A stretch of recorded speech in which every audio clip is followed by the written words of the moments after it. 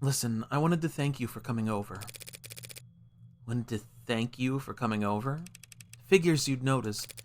Anyone could tell something's bothering you. You're the first person to say anything. What happened? The police came to see me. In public? No, they wanted to be considerate of my privacy. That's a first. They wanted to talk to me about the other week. About my whereabouts. And yours. I told them I didn't know anything. They must have loved that. Funny. What would you have done? In your shoes? Probably cursed them out. Yeah, I could see that. Is there anything you want to ask me? No. Not even for a favor in return? No favors lost between friends, I say. That sounds like a toast. Why not? To friends. I'll raise a glass to that.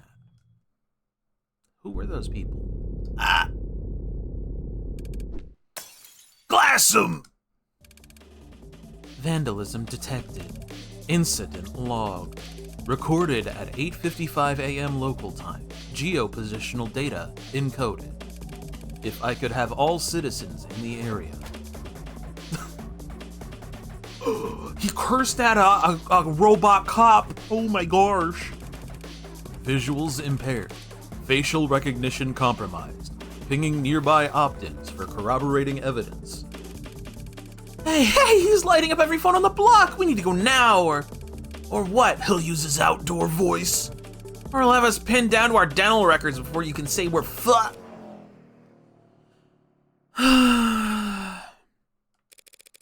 Morning, Officer Leo. You look different today. You do something new with your uniform? Good morning to you too, Morgan Citizen. To answer your question, no, I have not undergone any recent retrofitting. If you'd like a more detailed record of my maintenance history, you can make a request for it. I've got it. Must be the new coat of paint. You're referring to the act of vandalization that just took place. Only the most recent one. Super Cop over here has a new dent every time I see him. Scars honorably earned in the line of duty, scanning the street for jaywalkers and loiterers. Don't worry, ma'am. The chat is barking. Wait. A report has been filed and the police are working to resolve the situation. Civil disobedience at this time of day? What's the world coming to? They're just stragglers, ma'am. There was a period of unrest in the area last night. Unlicensed protesting and demonstrating without a permit. Well, I hope you threw the book at them. The disturbance was handled, but individual instances of volatility may occur during the next 48 hours as we work to apprehend outside actors. Thanks for the forecast. So does the bleeding stop on its own? Androids don't have blood, ma'am. This is just a leakage of oxidizing fluid. My mistake. So you don't need a bandage, I take it. The leakage will dry shortly. With that conversation thoroughly exhausted, I let my mind wander as I wait for the signal to cross.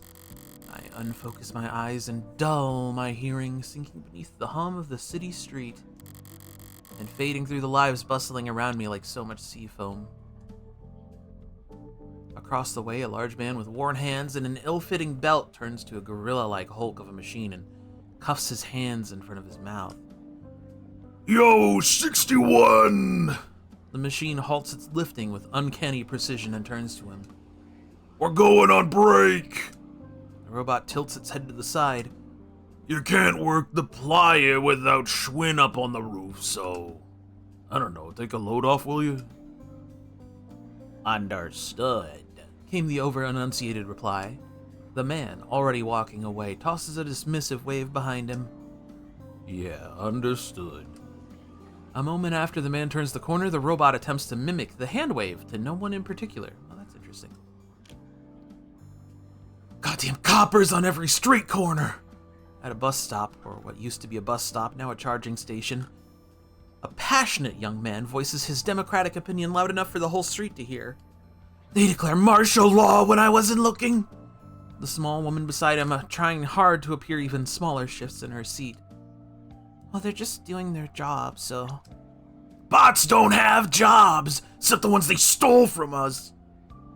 Notice how they don't patrol nearly so heavy in Uptown, even on the worst days? Martian law. Oh, that's why I'm glorping. His audience, captive by virtue of sharing the same charging pole as him, shuffles, coughs, and stares even harder at their phones. The woman looks at her knees and pulls at her shirt. You're kind of embarrassing me right now. He makes a vague gesture with his hand to indicate he's stepped off his soapbox, and the shoulders of everyone around him relax a centimeter. And that's just... A woman with exhaustion in her eyes at a hologram... Sighs at a hologram. Let me just try that again. A woman with exhaustion in her eyes sighs at a hologram floating above her chrome-plated palm, while a rounded, smooth-looking android pushes a carriage behind her. Ellen, walk around the block. Get her some air, would you? Apparently, this call can't wait, and it's louder than a garbage disposal out here. Of course, ma'am. I'd be happy to. The android punctuates its sentences with a sound halfway between a whir and a purr, which, judging by the coos and giggles coming from the child, seems to have been well received. Aw, baby. Robots, holograms, androids, drones, coppers if you prefer. There's a giant non-binary B in my chat. Hello, V. Can't so much as sneeze in this city without a dozen different ads offering you a handkerchief. There's a vocal minority that thinks they're the downfall of civilization. They're the downfall of civilization, but for everyone else. You're too kind, ma'am. Thank you for your concern. It's hard to hate them when they're so eager to please. Crosswalk's giving me the okay. Keep us safe, yeah? Have a good day, Morgan Citizen. It's a bright, crisp morning in the city. Lights changing and people moving in click-clacking harmony, smooth as clockwork. Were I in a worse mood, it would all be a bit much. But I went out last night, so I'm feeling pretty refreshed this morning. As I reach the other end of the street, I pivot lightly and give the automated dependent assistant officer L30 my best impression of a salute. Thank you for your service! And of course, he creaks out a mirrored response. No sense of sarcasm, the poor bastards. But I didn't come all this way downtown to poke fun at the only happily employed class in human history. No, I came down here to make an important purchase. Today, I'm going to buy a gun. Hey everybody, welcome to Of the Devil Episode 1. An Idle Mind. Try accelerating. Yuri. Wait, there's Yuri in this game? Oh my god. How is everybody in chat doing? I know y'all were going a little nuts there while I was getting through the opening narration. Ugh. Whoa. Patting me on the head and patting chat on the head and chatting me on the head and... No staff around? But all the lights are on. Me? Gun Gaga. Oh, Trucy, yes. Try accelerating. I'll try accelerating. Should I have knocked? Sup? Desk personality setting 6. The cool one. Let me know if I can help you with anything. I've probably forgotten more about firearms than you're programmed to remember. I bet you can! I recently acquired a license to carry concealed. Nice. Are you in law enforcement? Do you shoot for sport? Business or pleasure? Neither. May I ask why you're looking to carry concealed, ma'am? Oh, you know, assault with a deadly weapon, cruel intent, that kind of thing. Some of my clients live in very rough neighborhoods. Even in broad daylight, coming down to the lower wards for house visits can be... I see. You're a lawyer. So I guess you'd say I'm in the market for self-defense. We have a wide selection of options for self-defense in a variety of sizes and calibers, with spread and PA fire options available. Well, Octo, how are you doing today? I'm doing great. I told my mom, Happy Mother's Day. And she said, thank you. And that seems good, I guess.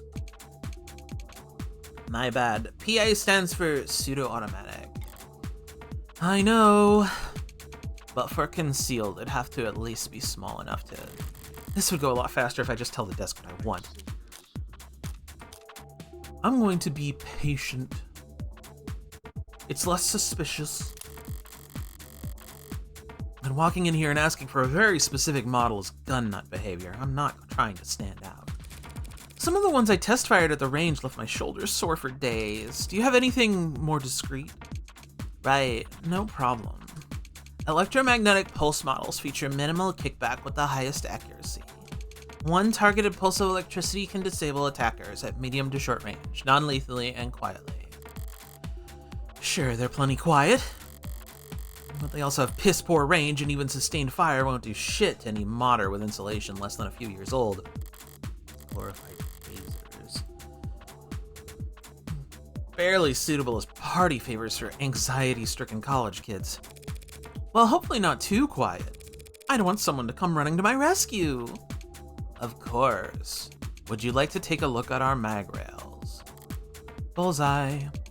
We're proud to offer a number of models that utilize the latest in miniaturized ultra-capacity batteries to generate a Lorentz force, which slings a slug fast enough to miss a limb at over 30 meters. And it's safe? Of course, ma'am. My bad. Two-factor safeties with GPS and emergency services sync. It won't go off unless you want it to, and someone will definitely come running. All those convenient safety features make it incredibly easy for the police, or anyone who can dupe their toolset, to lock you out of your own gun with the flip of a switch. You can walk like a piece like that down a single uptown street without passing through 9 or 10 no-fire zones. They're the very worst, most useless kind of weapon a criminal could buy. Sounds perfect! How do we get started? Why does it feel like every desk I run into has to be such a character? Mercifully, it's tucked itself away while the fabricators get the gun tag. I've got time to kill, so is there anything worth checking out around the shop? Ooh, let's look. Let's look at things. Hate these kind of screens. Gotta look at them with your nose turned up or else they start eye tracking. Next thing you know, they're saying hello on a first name basis. But I've got practice with this sort of thing. I can skim the headlines at least.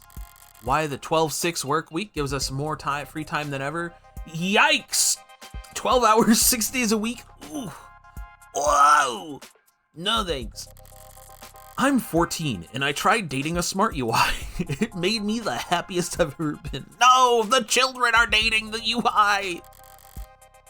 How term limits are anti-debunk. Boy, this game has some stuff to say today, huh? Oof. Transfusion from warm android saves soldier's life? That's one hell of a headline. If the Animate 16 wasn't selling well before, I'm sure by now it's... What about this stuff? Hey, should it kill you to clean up a little? Guess the desk kindly asking customers not to litter can only get you so far if you're not willing to pay someone to sweep up. Wait, is this trash? This flyer, it's scannable? Stagnancy theory, really? They got a lot of self-proclaimed philosophers in here? Propaganda, yummy! That's right. Yum. A stagnant world, modern man's plateau. Oh boy, renowned net philosopher Corbin Cawthorn, real name withheld. Wow. Your fake name is Corbin Cawthorn? That's crazy. Ow. Water? You're right, I should have some water. Moore's Law used to be the benchmark, now it feels like a pipe dream. Gorpusky used to dream of humanity marching bravely into space, of artisans crafting virtual wonders that made the confines of our own reality seem limited. Instead, our brightest minds spend all their time and effort kicking the can of climate crisis down the road, while their more fortunate peers spend their most productive working years in search engine optimization and customer experience design. The middle class, eaten alive by the rich they prop up, can no longer afford the products they help create without mass consumer demand. Tech no longer has evolutionary pressures to be as small and powerful as possible. Wait, this guy is cooking. In stagnant waters, only parasites and disease grow aplenty. The only cure comes from you taking action. There's another link at the bottom, probably leading to a collection dish. Or a state honeypot if you want to be paranoid. I'll be very honest, I still don't know what Gorpusky is. Gorpusky is. I mean, look. If you want a real explanation, I don't know what Gorpusky is, but in my mind, I think he's like one of those, you know, those really long, like, Chinese dragons? I think he's one of those, but he's like 10 million years old. And so, like, all the long segments of his body fell off until he was just kind of a head walking around. And he's just, like, really old and smells. And that's Gorpusky to me. But I could be wrong. I mean, I only created the guy. I don't know that much about him. Gorpusky fell off. No! Never! They better burn this shit before some neat freak idiot picks it up and gets arrested. Alright, well. Read. Datapad. What's in the news today? Oh boy. Lobo threatens Tetra with ransomware. Vulgarity, the internationally wanted terrorist and serial data thief, most commonly known as Lobo. I think he's in the Supergirl movie, right? Seized a cache of vital Keystone data files belonging to the Tetra Metallics Group, according to a press release from the mining conglomerate. In a blitz of cross posts on 90 different socials, translated into all 11 dominant languages. I wonder what those specific ones are.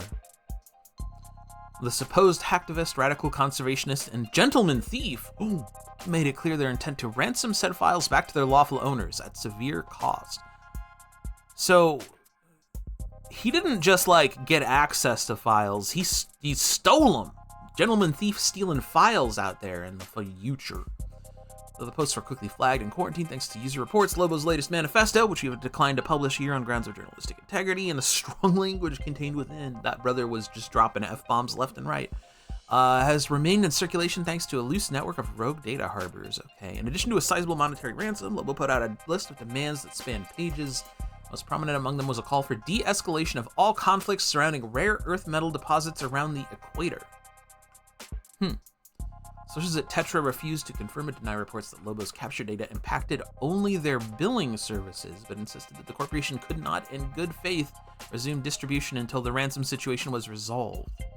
Market prices for rare earth metals surged following the hacking attack as supply halted and demand rose, stoked by memories of the catastrophic supply chain disruption in the mid-21st century.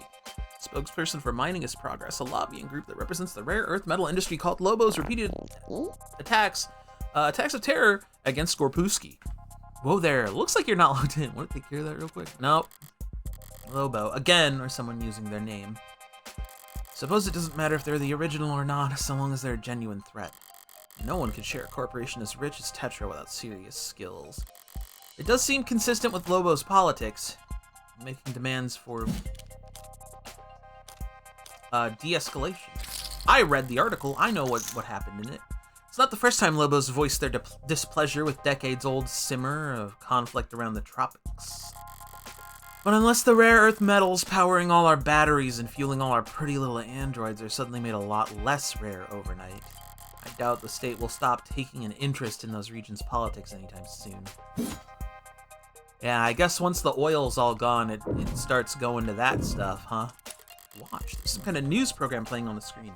And also, if you didn't see the episode 0, you may notice I like to inspect like everything and check it all out. If that's not your kind of thing, sorry. I like to do it, and it's my stream, so I get to do that. Most public places are too scared to put on any channel with content more political than the smiling micro apartment flippers. Wait, didn't they just end that show? I heard the last 2 episodes weren't that great. But this is a gun store after all.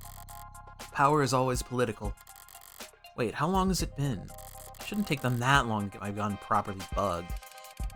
I'm sorry, we've received a breaking news story. We're seeking confirmation and yes, we have it confirmed. Lead programmer at Noble Electronics and famed designer of the Turing solution, Dr. David Ashur, has passed. What? Proprietary Vantage automated dependent management system along with the Animate series of androids. Must be some kind of corporate propaganda tactic? Or no, they wouldn't risk fake news? Why? Perhaps best known for his breakthroughs in the field of machine learning and language. Disinformation may be trying to... Authored many of the developments that allowed for Noble's rapid growth and market dominance. David Ashur is dead? including the popular Desk series of smart UIs. That's very sad. I didn't ask. Sorry, I just... Commands only. Understood. Will you be paying with cash or credit? Debit. The third option.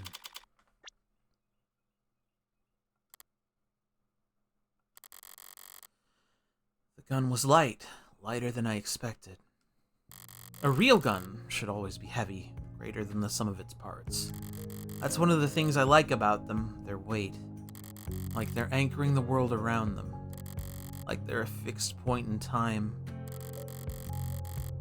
Like everything else is just relative to them, either closer or further to the end. I would have liked something heavier during that walk back to my apartment. I'd have liked to have something to feel far away from. Morgan's apartment. I'm home. We haven't seen this place before. This is new. Didn't realize I was home until my hand was on the door. What is this? What am I doing? What am I doing? Fumbling my pocket for my lighter. Golden, polished, tastefully ergonomic, and fine, and expensive. And a good lighter. It was a good gift. I kept the card, didn't I? Here it is.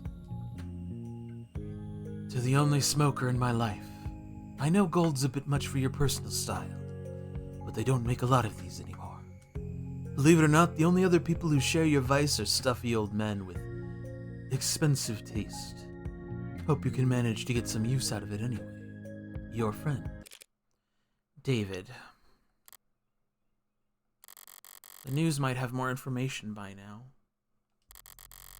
Or not. Looks like net's full of copy-pasted statements from Noble. Auto-edited montages, ill-fitting quotes.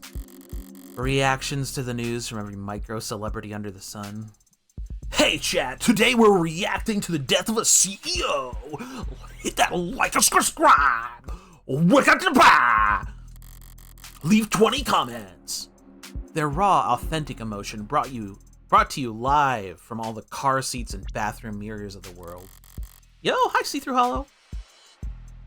How you doing?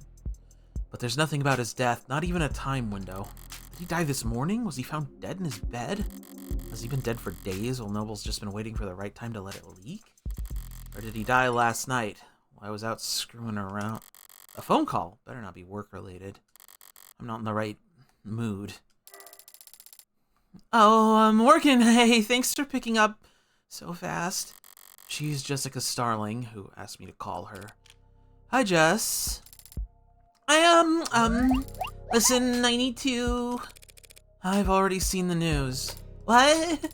Oh, of course you have to.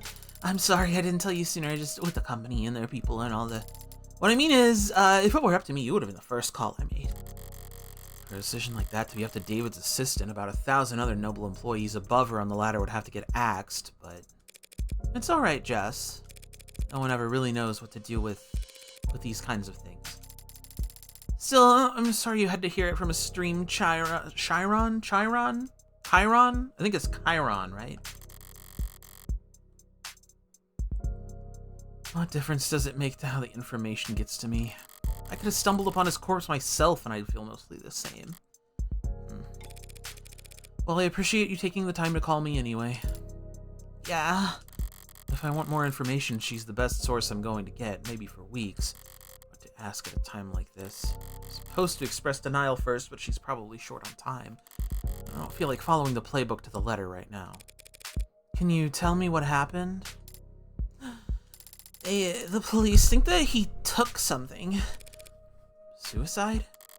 And the police are already involved?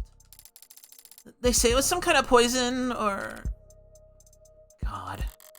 Noble's got a lot of weight to bludgeon the state with, especially in the city. I would think they'd keep the police at arm's length for at least a few days. Listen, Morgan, I need to ask something of you. Of course, Jess, whatever you need. Whatever you need? A bit much, but she's grieving. This is just how people talk. And it's not like my day was really salvageable anyway. I'd like to bring you up here to David's place. What do you mean? There's something I have to give you. You're not handling his will already, are you? If the police are involved, it'll be a while before... No, I'm sorry, it's not like that. No, please don't hold back on my account. David asked me to get this into your hands. It wasn't work-related. But he asked me. I know I'm asking a lot here, but since it's turned out to be the last thing he ever asked me to do, I'd like to get it done. I don't like showing up at crime scenes more often, or more quickly than strictly necessary. That's when I only have to worry about the police. With Noble looming over all this, security will be doubled and scrutiny tripled. This is too risky. There's no logical reason to agree to her request. Swing by my place with a cab, yeah? Besides my own morbid curiosity. Right, of course. Thanks, Morgan. Thank you. Wait, I almost forgot! What is it? You don't happen to have anything you could wear in black, do you?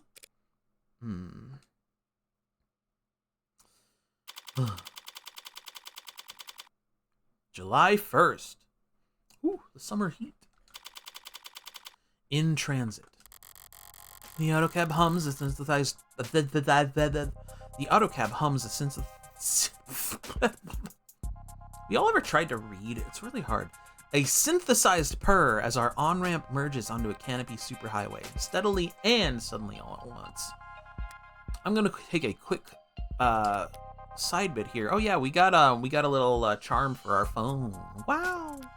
I just want to see if there's any interesting bits in here, because I know in Chapter 0, sometimes if you like checked out the extraneous material, you'd get little conversational things, like extra little bits to ask folks about.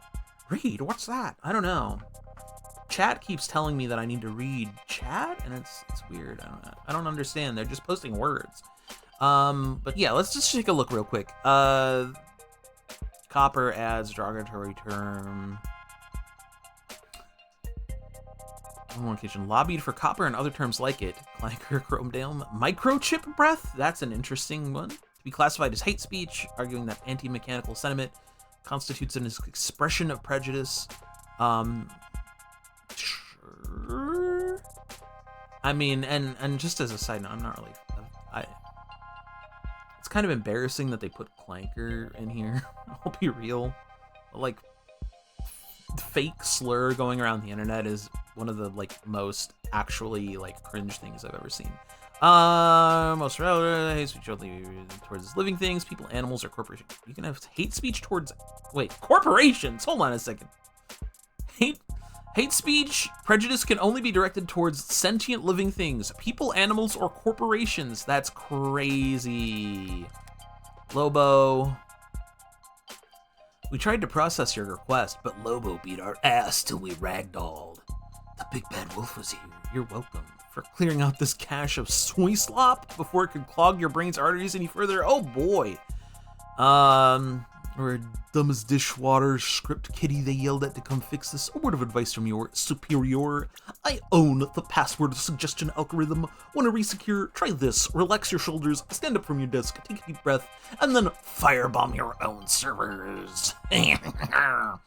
Literally cheaper for you at this point. For the rest of you slack-jawed screen lobotomites looking for a little excitement in their search history, find a pig and rip their throat out. That'll teach you how to run with a wolf. This dude is a lot. Mods, yeah, we know about that from last time. David Ashur. Why are random words in this red? Oh, I guess, it's like recently edited, right? Because he died. Was a renowned computer scientist, though he retained the original patent on the Turing solution for the rest of his life. Wait. Motive. Famously unlitigious. Oh. The Turing solution exists in some form in 92% of active automated defendant codes. Interesting. Intelligent programmatic linguistic weighting. It sounds like he basically made, like,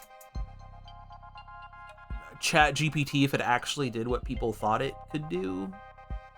Right? placed him at the front and center of Noble Electronics' public image. Many considered him to be the unofficial face of the company. His private life graced the tabloids and gossip sections.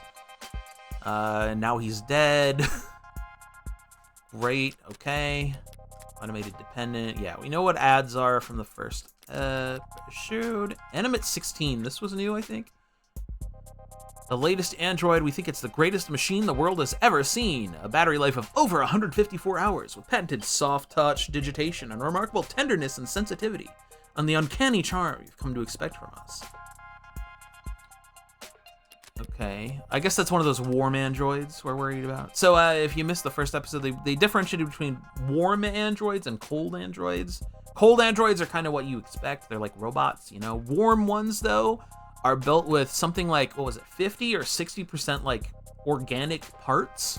So they're like functionally like cyborg humans with a robot brain, kind of. They didn't used to be people, I don't think. Mist slang, to shoot, to kill, originates from the body's bloody spray produced when a modern firearms projectile makes contact with living tissue. Okay, good there. And the articles, you know, we've read articles. We know what articles are articling. Profiles. That's David Asher.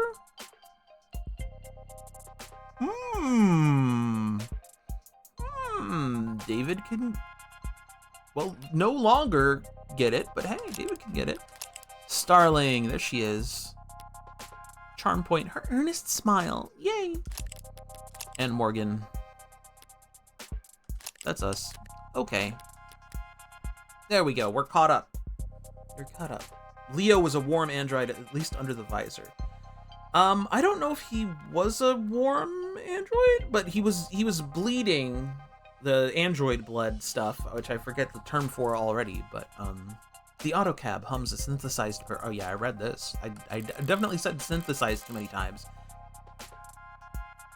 Not much super about it, but it does cast one hell of a shadow. The canopies always felt very arts and crafts to me. Cobbled together, always added on to, never finished, never planned. It's clearly taken a lot of time and effort to make, but the end result's still ugly, and it feels like it could fall apart at any moment. You okay, Morgan? You look a little carsick. I'm fine. Thanks for asking. If I ignore her texts now, she'll just send more later. Currently texting with Witch. Hey, Freckles. Saw your friend Asher on the news. Rip. Thank you. For trying to be sincere. That's a shot. We all have our strengths. God damn, you are one passive-aggressive little girl. Why is it all your filial piety? They're using words in this game. Sorry. Why is all your filial piety go out the window whenever you talk to me? Filial piety doesn't work on you. You love yourself too much to appreciate respect. True, true, went the train. See, Freckles, you can be very insightful. When you aren't too busy side-eyeing the whole world. Wonder where I picked that up from. Not from me? I'm pretty sure you were born muttering insults under your breath. The nurses tried to make you cry and you responded by giving them self-esteem issues. Did you ever have dealings with Noble? 10 out of 10 shift in the convo. Subtle as a car crash. Subtlety doesn't work on you either. Well, it might. If you were good at it. This is me asking you for advice. Okay. I guess this never sunk in. Because you spent most of your apprenticeship asleep. My clients were all celebs. The rich and famous. I didn't have that many dealings with the Megs that owned their likenesses. Is it really that different? Plenty. Celebs don't like people seeing their dirty side, so they pay smart people like me to clean up their messes. But Megs don't like people seeing them at all, period. And also, it makes her a lot more lively when it comes to... Gross. She said, she said, gaming! They love to game! Hard workers with a lot of stress to vent. Stop. Do you have any actual help to offer? Truth be told, I did have this one run-in where I got, I don't know, what is that, fuck deep? That's not a phrase, is it? Into corporate intrigue. Why? Because I got caught up the Anilife's 45 poster girl. God damn it. Hard worker. A lot of stress to vent. Glad to know I can always reach out to you in my time of need. I'm gonna let that slide because I know you're in mourning. Look. Corporate types are all a bunch of paranoid drug addicts. Huffing glue and playing roulette on their phones, while fantasizing about stabbing everyone else in the meeting to death. So don't expect them to play nice just because Asher was your pal. Powell? Pal. Powell. My actual advice is, get whatever you're owed, then get out of there as fast as fuck, boy! That's a beautiful thought, Auntie. I mean it. Corporations prefer Viking funerals. What's a Viking funeral? A dignified ceremony when the body's been sent out to sea on a boat. Then, they set everything on fire and sink the ashes to the bottom of the ocean. Try not to linger, Freckles. You don't want to be stuck on board when they start knocking their arrows. Thanks. But what the hell was that about me sleeping on the job? I worked harder in one day than any of you Gen Alpha drunks did all week. Should've worked smarter, lol. And if you want to go there, you literally did fall asleep on the job. At the Christmas party. Hey, that's the character I've been reading. Oh, she fell sleepy. Damn. Crazy, so she's like crazy sex have grandma? All right. What is that? What is that? Why do you have that? It's not even accurate. Work parties are still work, Freckles. I only had my eyes closed. Because all you old farts had your cameras flash on. Morgan, something wrong. You're sweating. Just deleting some spam. We got a couple more minutes of crawling through the Canopy's guts before we reach David's part of the city. Uptown, our better half. Flaming opera houses and towering corporate apartments. Boutique shops with more cameras than customers. Penthouses stacked upon penthouses in a frantic climb to the top of the rat pile. All ringed in by restaurants with long wait times and small serving sizes. The joke is that uptown folks go most of the year without touching street level. Not much of a punchline there, it's basically true. By now, his whole block must be swarmed with cops, themselves surrounded by media, all encircled by onlookers. I could try and enjoy these last few moments of calm. If the storm's coming either way, I'd rather use this time to try and find my footing. Sorry, I bumped the microphone with my elbow! That's a new one. Actually, Jess, if you've got a second, I was curious about that headline. I saw that headline, by the way, the one where your warm android saved that soldier's life. Oh, yeah, pretty feel good, don't you think? So folks at the company must have been in pretty high spirits lately, I take it. That's what I thought when I first heard about it, but I don't know, maybe upper management's never happy? Because they're still just riding sales harder than ever, pushing the traditional consumer markets. I thought they'd start building a pitch for Congress the day the story dropped. Big patriotic campaign telling everyone why we need a contract for warm androids in the military. But I haven't heard about them moving staff around for anything like that. The fact they're on a train that's on top of a giant canopy is terrifying. I mean, people live, it's like one of them dual layered cities where, you know, some of us are trapped under the pizza Maybe it's all above my pay grade. All the corporate power and money in the world. And they're still such joyless assholes, they won't even celebrate their victories. Remind me, how many years did you and David work together? Oh, well, I started with the company about 4 years ago. They offered me a temp contract when I was graduating. I was put in HR right in the middle of a hiring bust, so I spent 2 months in the Warrens. And an aptitude test got me fast-tracked to mid-low management. Sorry, Warrens? Oh, that's just what we called the company dorms back then, on account of all the people. Plus it was underground. Didn't see the sun that first month. My skin got so dry. Is that normal in your industry? Normal for everyone I've ever worked with. Except David, of course, but I mean, he was the best. Yeah. One Tuesday morning, Dr. David Asher walked right up to my desk like I had won the lotto. Said I should come work for him. Dr. David Asher. Directly. On a random Tuesday morning. Like it was nothing. It was the most important day in my life, but for him it was Tuesday. He didn't like to do things on Mondays. Said people were always too tired to get anything done anyway. Yeah, that's right.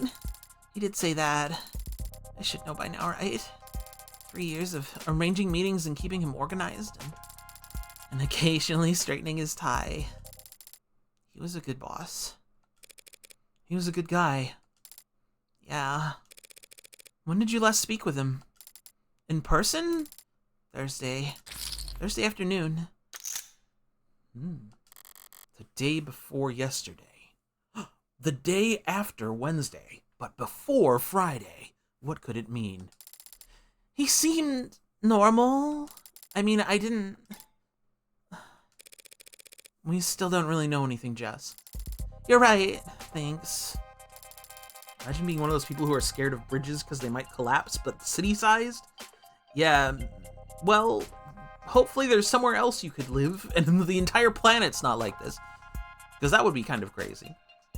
Thursday's the last time I saw him. That was when he asked me to meet with you. I'm guessing you've already been to his place? Yeah, it's a real mess over there. It's that bloody? Oh god, not that kind of mess! I just mean with the cops stacked on the media, stacked on the lawyers, each of them with their own network of drones and all their droning. It's very, it's a very high productivity atmosphere is what I mean. When were you able to get over there? Well, I got a call from legal late last night. They weren't exactly delicate in breaking the news to me. Last night? They said they needed my help sorting through all his... Well, you know how he left things organized sometimes. He's been dead since last night and they've kept it under wraps that long. I know there are a lot of powerful people in his circles, but to stop it from leaking for over 12 hours? That seems like more than just your typical powerful people trying to control the narrative. It seems more like there's something they're actively trying to suppress. So you found out last night? Right, last night. Oh god! I'm so sorry, I should have told you as soon as I found out. Really, it's alright. Did you see anything? No, I still haven't actually seen him at all. He was airlifted to the hospital ASAP, and that's where he passed, so...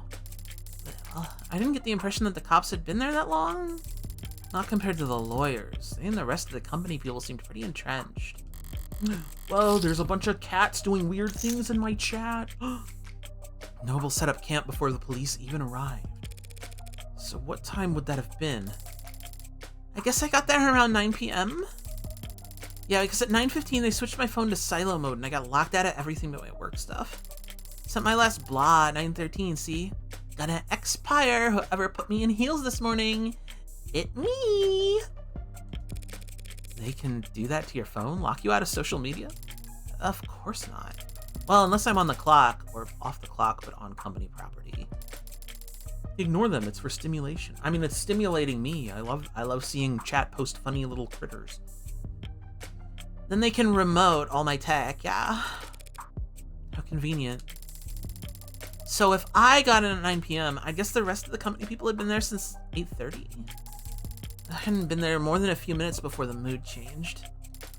Big boobs? What? Where? Oh, wait, hold on. You were talking about mine. No, they're not big. I'm sorry. Word about the hospital declaring him dead had started to leak. I see. He died after he reached the hospital? That's unexpected. It's 2086. You might be in trouble if you get stuck in bureaucratic purgatory when you need to be in the emergency room, but other than that, if you reach the hospital alive, a good doctor can stabilize almost any patient within a few moments. And Noble Electronics' lead programmer would have a very good doctor. Is this a detective game? Sort of like a detective lawyer murder game. Yeah. So what the hell happened? Is she mistaken? Was he just not officially declared dead until reaching the hospital for some reason, or? Hard to think about, I know. Yeah. Or hard to believe. Jess, I have to wonder, what kind of request did David make of you that it couldn't wait a few days? Right, of course. He asked me to give you something. Something? Is she trying to build suspense? Right, it's just, well, I don't know exactly what it is. You have no idea. He asked me to give you the contents of his safe.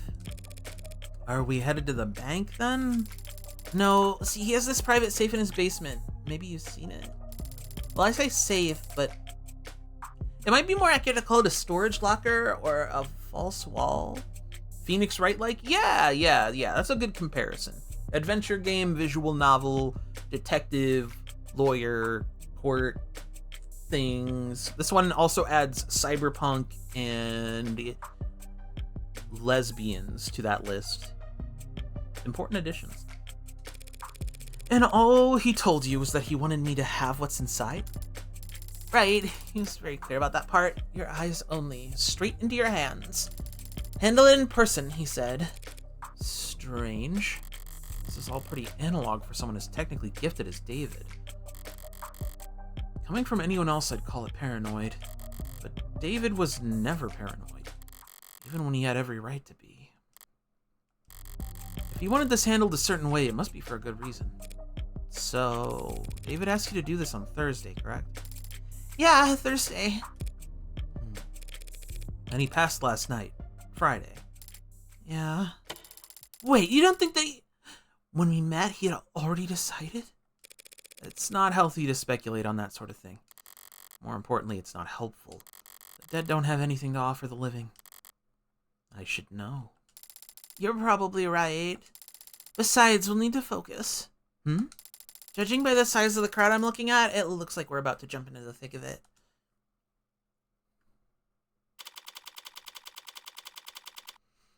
"10:34 a.m. Whew. Noble Employee Housing Building, Platia lobby. And I thought there were a lot of police here before. Maybe too late to ask. You're not bad with crowds, are you, Morgan? I think lesbians are cool. I'm not lesbian, but they're cool. They are cool. They are cool. I became one because I thought they were so cool. She's kidding, right? It's downright airy in here compared to what we just waded through. Wide eyes and clenched fists, heads peeking over peeking over shoulders and around signs. Police, both mechanical and warm-blooded, closing ranks with holograms and quick-set wires to draw a severe perimeter. While protesters, mourners, fanatics, and busybodies shuffle about at the edges of the police line, the heat of their panicked anxiety washing over. Who the hell were all those people? Well, there's always been people with strong feelings about our products. Androids step forward into the mob, gently, firmly, unfeelingly parting the human tide. Most of them with official police branding, but a few remotely deputized consumer models emerge from the crowd to join them. All of them built by Noble. All of them built from David's code. All of them standing vigil outside his tomb. This is all technically company property, isn't it? Yeah, David had the penthouse all to himself, but every other floor's tenants are Noble employees too. Platia means town square in Greek. Oh, cool. Thank you, Raven. That's good to know. Not an uncommon arrangement in Uptown. Work at Noble, rent from Noble. Wave hello to your Noble neighbor in the morning, and make sure to request a spot in line at the official company crematorium. They don't actually do that last part. I think. Does Noble handle employee funerary arrangements? Yeah, it's a pretty standard benefit, actually. It's cheap for them compared to dental. But Noble's always been generous with benefits. Work hard and the company will have you set for life. And after. Both the state and Noble have gotten themselves entrenched here in the lobby. Security and damage control and PR and liability. Everybody just glad to be working. I'm feeling a little overstimulated. Any chance we can just skip all these checkpoints? No, absolutely not. So who do we need permission from, the cops or the company? My request went through, so we should have to go ahead from both at this point. We won't need to go near the actual, is it still called a crime scene if it's not technically a crime? I don't want to think how many suits Noble's paying to debate that question right this very instant. David's vault is in the penthouse's basement, but we can't get to it from these ground floor elevators. We'll have to ride straight up to the rooftop veranda, walk in his front door, and then head down. If Jess says we can do all that without stumbling across where he died, then... Okay. So we just flash my ID card at any problem that comes up, including him? Hey ladies, look, I'm sorry, but I'm afraid we're at capacity at the moment. It's London, he's back. Don't let anyone else by and we won't be able to maintain. Oh, you're that lawyer, Morgan? You caught me, detective. How long's it been? It feels like it's been ages. Oh dear, it's not still bitter about our last encounter, I hope. I'll live. I don't see the spunky one around. Is she taking a mental health day to preserve that unflappable charm? Detective Reyes is around. Why, you miss her that bad? I thought London was a place, not some guy. You're wrong. He's right here. We can all go to him and see his bridge. I've had blind pimples that were more endearing. You two know each other? Jess Starling, meet homicide detective Kasim London. It's a pleasure, miss. Oh, likewise? As you might have guessed, the detective and I are acquainted. Comes with the line of work. Morgan's being modest, sweetheart. We're practically blood. Oh, wow, me? Sweetheart? Something wrong, Starling?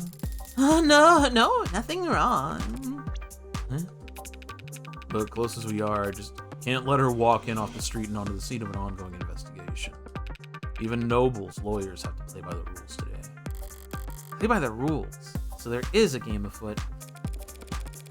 What makes you assume I'm here in a professional capacity? You're a criminal defense attorney and we're at a crime scene? Call it an old man's intuition. Good detectives don't rely on intuition, though, do they? They rely on evidence. Oh, I don't rely on it, don't worry. I just need to lean on it every now and then when my back acts up. Oh, cool. Guy gets a bit of gray in his hair and thinks it's a free pass to act like a goddamn cowboy.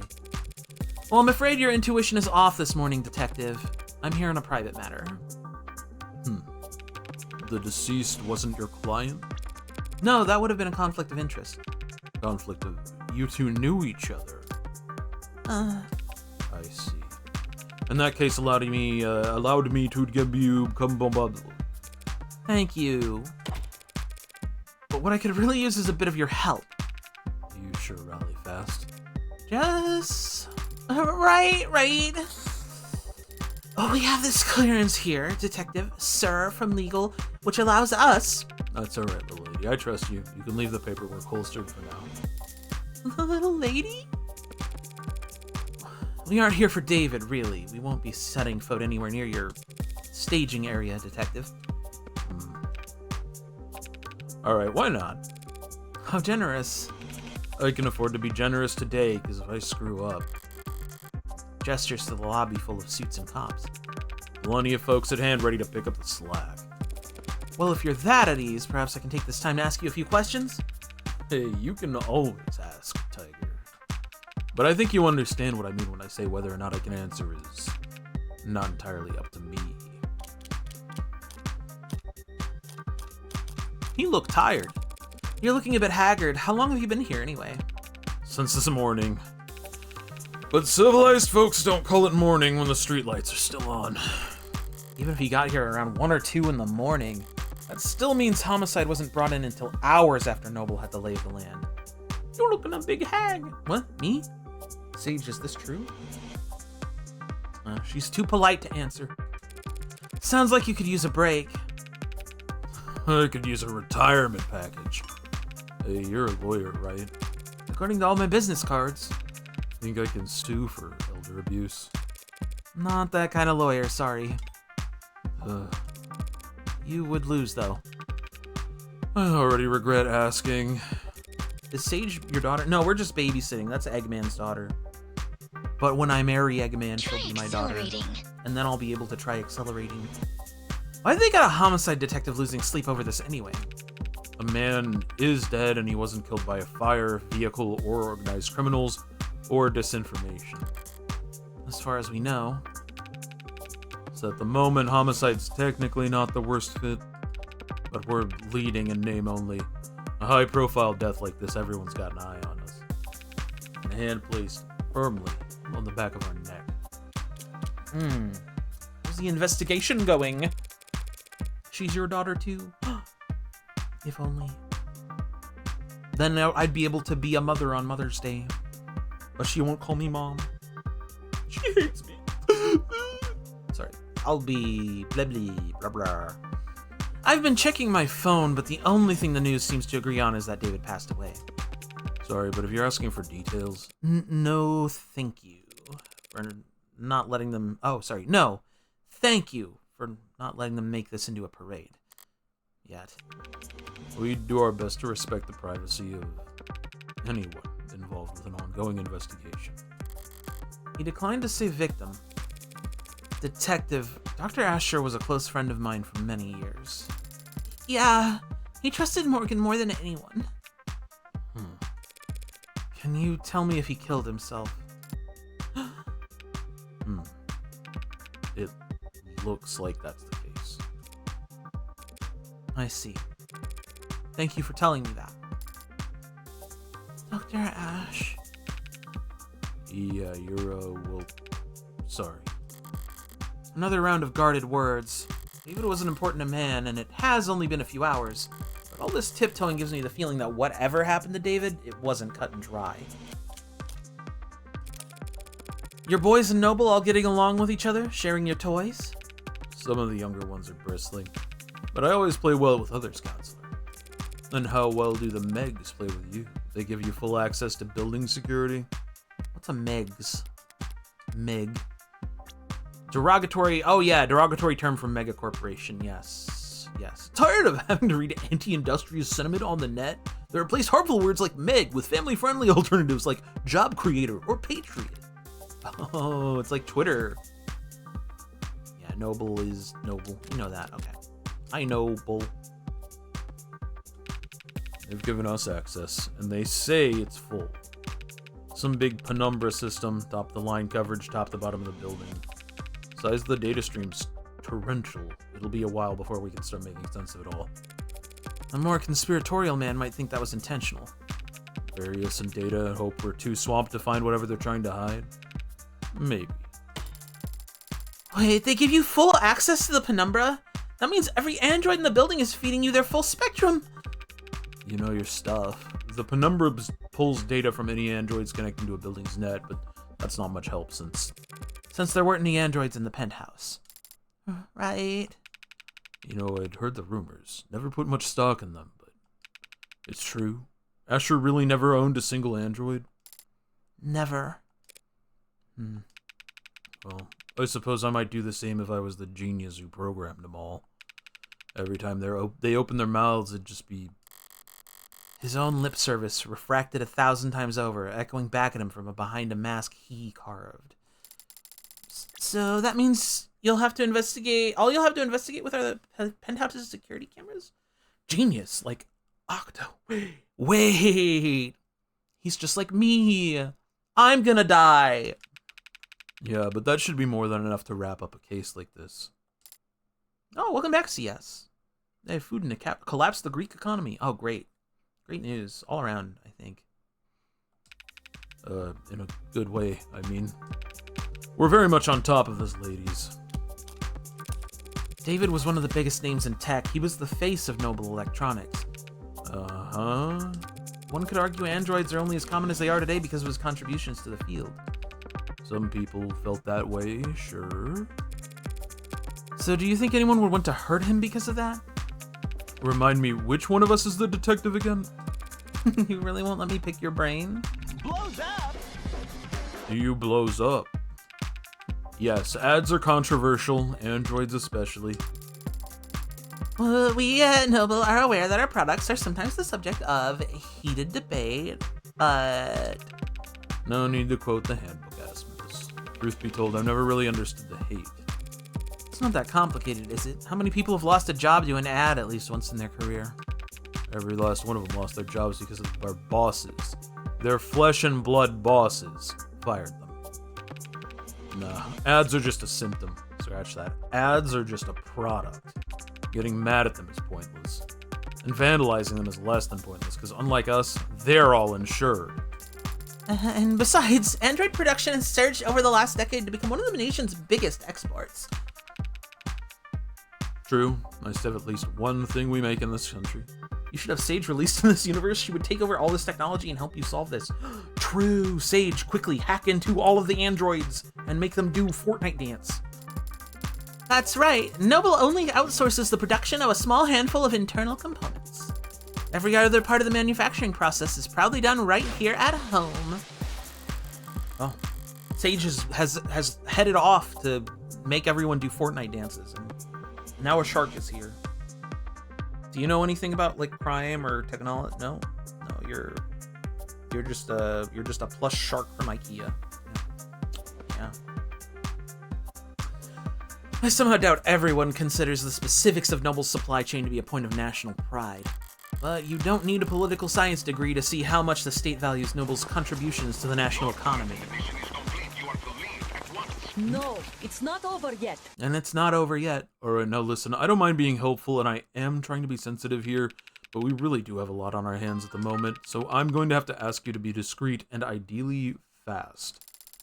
Well, our business is just in the basement, David's basement. But the penthouse is on the top floor of the roof, so its basement would be... Second to last floor, if you want to be technical, detective. The point is, we don't need to go into the kitchen or the parlor. We'll go straight back to his workshop and then head downstairs.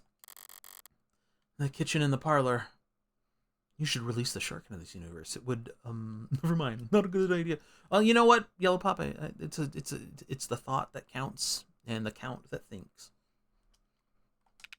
I understand. But all the same, I'd like to escort you two ladies there myself. Wow, an escort, like royalty. Isn't he a gentleman? Huh? Yes, he's... Lead the way, detective. True to his word, London ushered us past the chattering suits and humming drones through the checkpoints and into the elevator. As it climbed into the sky, we got a good look at the growing throng of people gathered outside. And its shifting makeup. I think Jess has a crush. Yeah, she likes them older cowboy types. Seems like it's mostly protesters now, or worse, brand loyalists. Idiots led around by the nose their whole life, following the musk of whatever trend is laid out before them each morning. Day's trail having led them here, for half reasons they couldn't put into words even if their lives depended on it. They're like insects. And they look like them from up here. They're probably already preparing their spin. The Misunderstood Genius of Dr. David Asher, a video essay in 5 parts. Why the company insisted on cultivating such a following for him, I've never understood. They could have easily pinned his achievements on someone more marketable. Some random photogenic employee or a fashion model with glasses. Ooh, a fashion model with glasses? David wouldn't have minded. He never wanted the attention, the chaos. Maybe it's as simple as bad luck. He just happened to have the right look for the part.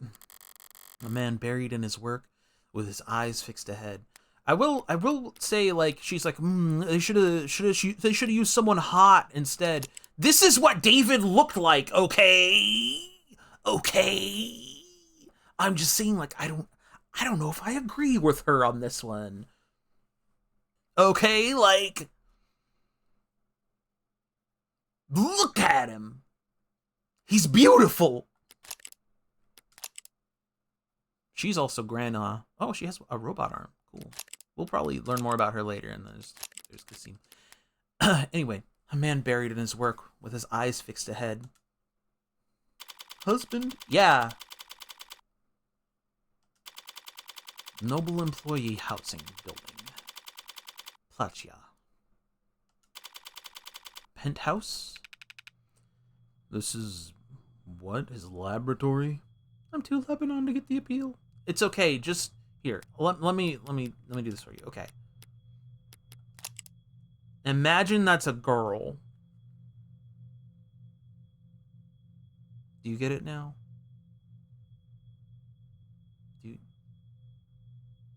Maybe part of the appeal is that he kind of looks like a girl, honestly. Let's play the video game. This is what? His laboratory? His shop, he called it.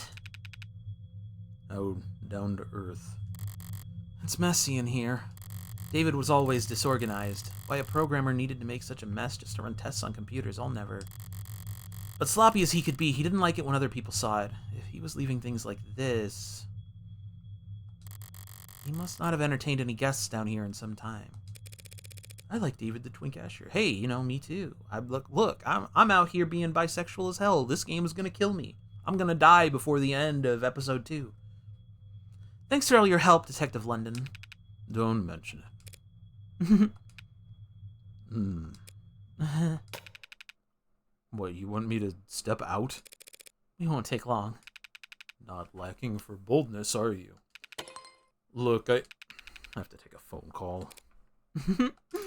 We'll be in and out as soon as possible, promise. And whatever Dr. Ash wanted. When it's set aside for his foundation, we'll be sure to flag it. Right. At least she's already wearing gloves. If we find a dead body, it'll be our first call. Morgan, what was that stuff about his foundation? Not even all the game is out. Yeah, it's crazy. It's only up to episode 2.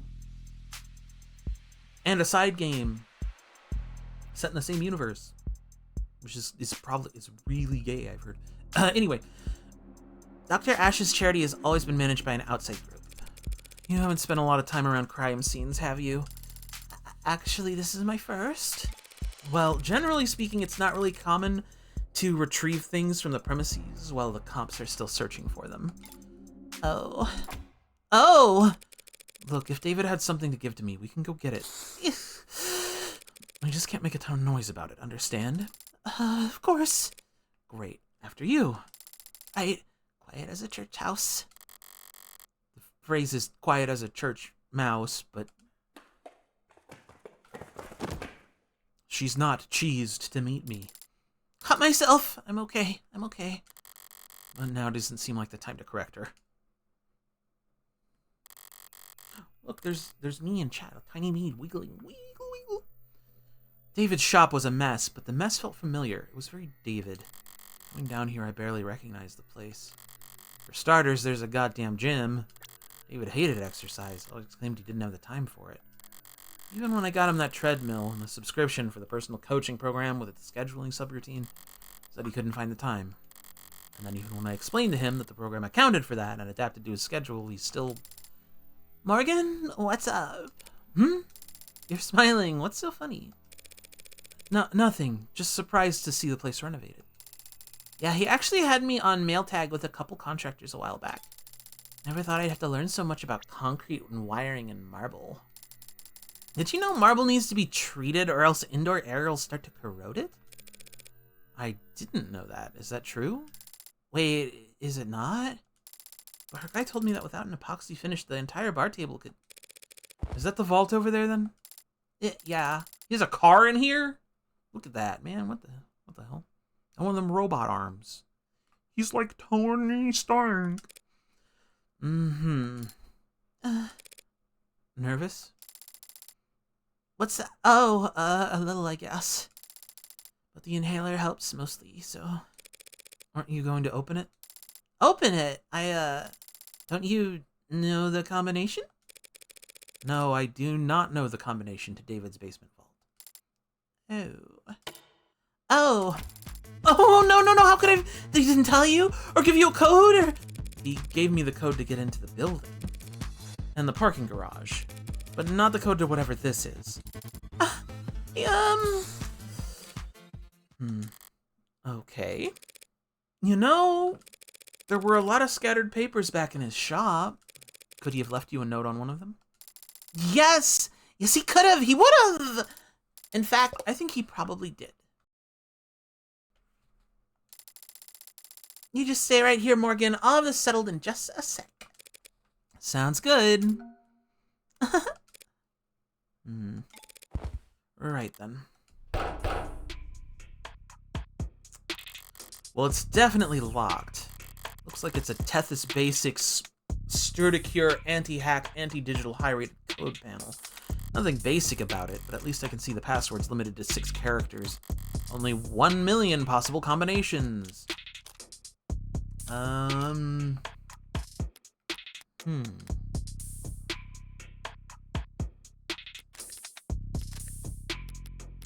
there be numbers in his bio? I don't think so. Maybe I'll get lucky. Slim chances, but what the hell? Why shouldn't I give it a shot? Try his birthday. Nothing's happening. Okay, that was dumb. I don't really want to dwell on why I thought that would work. Forget it. There's a different terminal over here. Cotter Security Systems, according to the label. Maybe it controls the whole room? Damn, it's password protected too. And the code's 64 digits long? What's the point of a camera system that's harder to crack than your literal vault, you egg-headed? Okay, yeah, a programmer probably would care more about his Internet of Things than whatever he can fit in a safety deposit box. Guess it's the 6-digit vault or nothing. But I'm a lawyer, not a lockpick. Whatever the other felonies I get up to in my private time, I've never pulled off a bank heist before. The only tool I've got here is my head. So what do I know? I know whatever David put in the safe, he wanted it kept secure. And I also know he wanted me to have it. So maybe he thought ahead. Maybe he guarded it in a way that I'd be the only one who could get to it? David liked games. He really liked beating me. So if he's left one last puzzle for me, I don't mind going another round. Alright. Flooring's a new addition. Looks rough like sandpaper, but it's bouncy, rubberized. Huh? Feels like something you'd drag your feet on at the gym or on a factory floor. It's more high performance than high class, expensive, but not in a way you'd expect for a penthouse. 3. Well, scratch that. It's actually cracked here. Rubber doesn't break, it bends. That's its thing. Someone must have cheaped out during the installation and left a defect in. That, or David left a jackhammer on overnight. Interesting. Taking a closer look, this is a pretty serious looking set of resistance training equipment. And these weights, they're all set near the max. If Noble hadn't appointed him a nutritionist along with his stylist, David would be downright scrawny. There's no way he was putting up these numbers. In which case, the digits on the weights could be a clue. But there's too many and I can't guess the order. So what the hell, Asher? You just set all the weights to max because it looked neat? Check out the car. Woo! Admire? Okay. It's a very big painting. And it's, impressionist? No. Cubicle. Cubist, which is still incorrect. Yeah, cubicle. That sounds right. It is not. Whatever its style, I do remember that David liked this painting. There was a date on it, that could be a 6-digit password, but I don't see one anywhere. Maybe signing your work was considered gauche amongst the cubicle lists?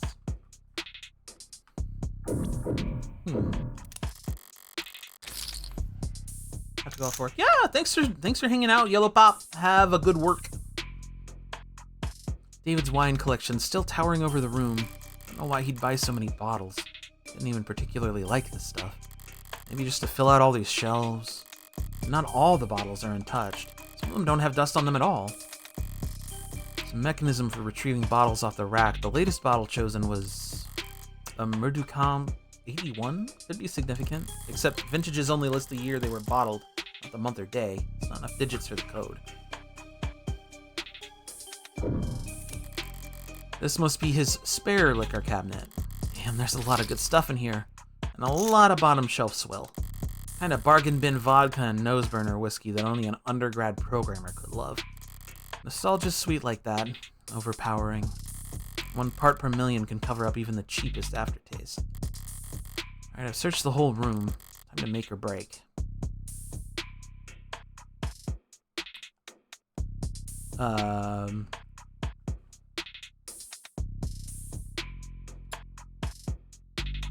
Oh.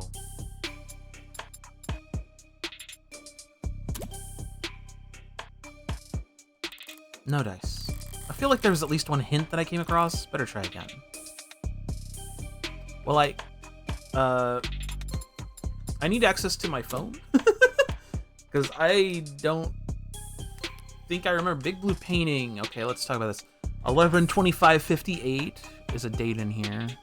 This displayed Neo-abstract expressionist Mads Heistorp. That's well-known work. 11/25/58 and used a hunting knife to cut the singular massive canvas into 3 separate pieces.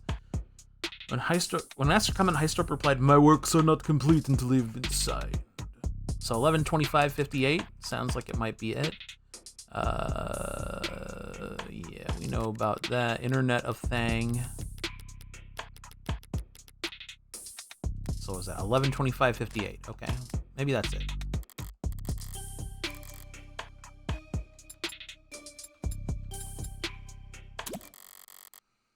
To date, the painting was signed. A password that is and isn't left in plain sight. Nice one. Hey, Morgan, what? How did you get it to open? What is that? I turned back around just in time to see a door finish swinging open with mechanical grace, revealing a girl with a barcode emblazoned across her temple, required by law to be plainly visible. It's an android, clearly marked as such.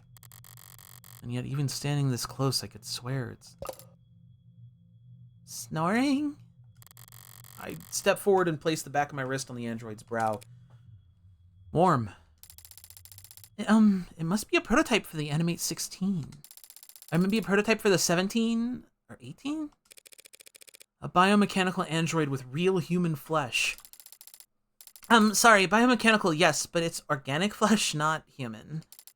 They're grown from, lax Gemini cultures, but Sorry, I misspoke.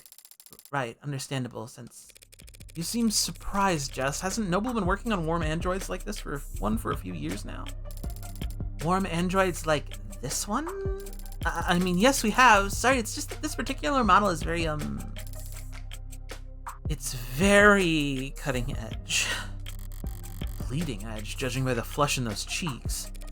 I think it's safe to say that we found what we're looking for. Is that a barcode on her head? What is she, a hit woman? No, she's not bald yet. We'll have to shave her. I think so too. That presents a problem then. Oh, do you not, approve? I've got nothing against androids. My concern's a bit more immediate and, well, practical. Practical? I don't know how to turn it on. Do you see a switch or something? Do you? Can we, turn it around, or... I poke the android's ribs. A little less give than I expected, given its frame, but the rigidity is remarkably lifelike. I place my hand on the shoulder and give it a shake, but it doesn't budge. This thing has to weigh more than... Right. Androids mostly transport themselves, so people are always surprised to find out they're a bit heavier than they look. A bit? I'm surprised the whole room isn't slanted. There's no way in hell we're moving this thing without waking it up. Crap. First the vault, now this. I was able to guess the combination just by poking around. Compared to that, finding this hunk of junk's power switch should be child's play. I think I know where to start. Jess, I'm gonna step back into the lab for a moment, alright? Huh? Oh, sure. There's gotta be a manual around here. Good idea. It might be some kind of prototype, but it's still got a barcode. Maybe you can scan its, GIN number. Find something in the company files. What's the GIN number? Oh. Generic identification numbers. A string of numerals. Okay, that's like a bar... So it's like a... the barcode's like a barcode. Laws mandating the android bodies most commonly on the cheek, above the collarbone, or on the back of the hand. Some companies placed it on the wrist, but this quickly incurred backlash. I feel like I'm missing context for that. Concerns about automated dependence impersonating humans have dropped precipitously since then. Oh, maybe the wrist is like you can hide it with like a watch or something. Fake gin barcodes, fins, are one of the most commonly requested tattoos. The vast majority of reputable parlors will draw a line through the barcode once finished to avoid breaking identity law. There are some clients who care little about the consequences. Man, I'd probably go get a barcode tattoo to mark myself as a robot against the law. I'd probably do that even if I wasn't a robot. Am I a robot?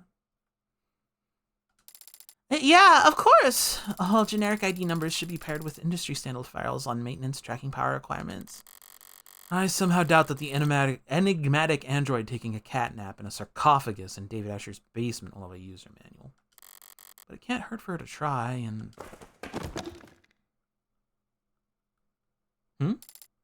I'm okay.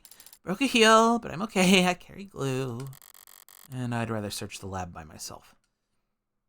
She's a little clumsy. Now that if I were David and I wanted to make sure that only one person would be able to walk out of here with that android, how would I set that up? These appear to be holding tanks for something. How should I know? No labels on anything, typical for a genius. But a nightmare for anyone trying to pick up after him. It's a lot more hard science than I expected in here. Centrifuges and glass and microscopes. Programmers do all their work with a keyboard. Looks like a fairly normal computer. If I'm lucky, the security will be fairly normal as well. Boot up complete. Username. Vocal commands? David Asher?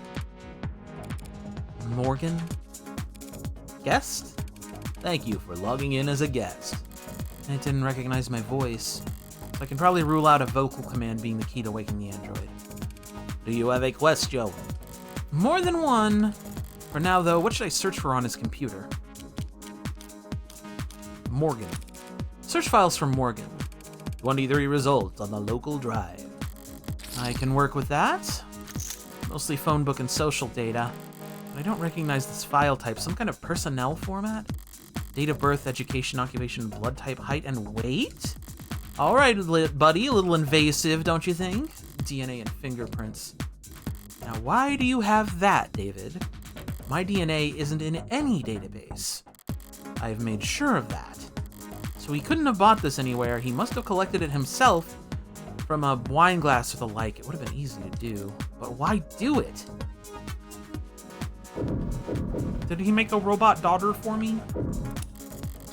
Diagrams of human anatomy. The hands are highlighted. The most developed part of the human body, good for making stone axes and sending emails. Robots and frames can do just fine with claws or 3-digit imitations, but androids are expected to look like people, and move like them too. Getting the hands right must be a big priority at Noble. That tree-like shape on the right is a neuron. Those branches receive input of varying weight, and then if the sum is greater than a certain threshold, the neuron fires. A 0 becomes a 1, and all the other zeros around it take that into consideration. Repeat that a couple billion times a second, and you've got the human brain, a computer powerful enough to simulate all of reality. That's the analogy I read in a magazine, anyway. What's this? I haven't seen one since college, but this must be a 3D printer. Of some sort. Feels expensive enough to make other printers look like soda fountains by comparison. Better not mess with any of the settings. Alright, I'm starting to get a pretty clear picture of what it'll take to turn on this android. You are? Because I'm not. I've got the what, for the where and how. I'll just have to manage. Still a piece of machinery. If it really won't turn on, I can always start hitting it.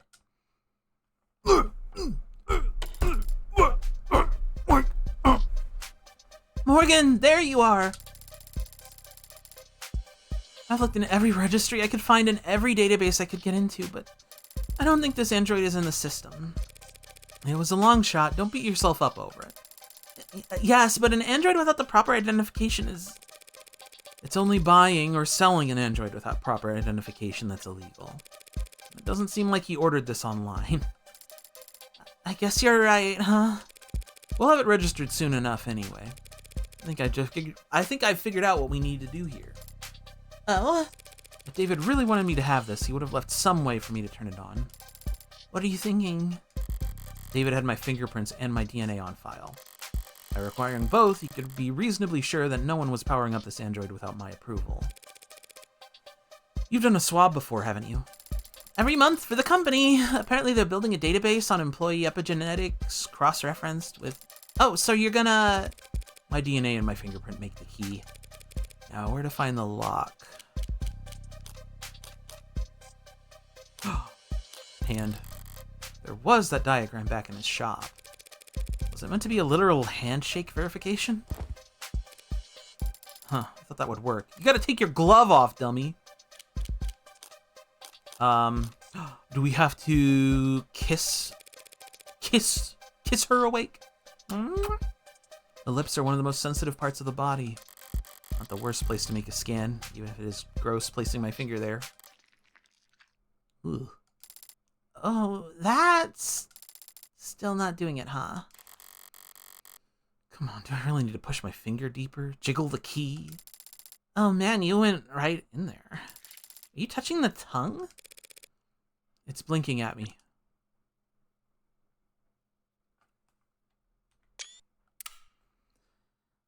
Come on, man.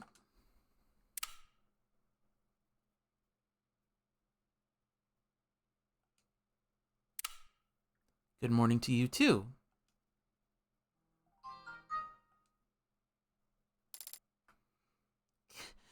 Cute. Hello. I've never seen you two before. I guess we should introduce ourselves then. Hi. This is Jessica Starling. She works for Dr. Asher. I'm Morgan, a friend of his. Got all that?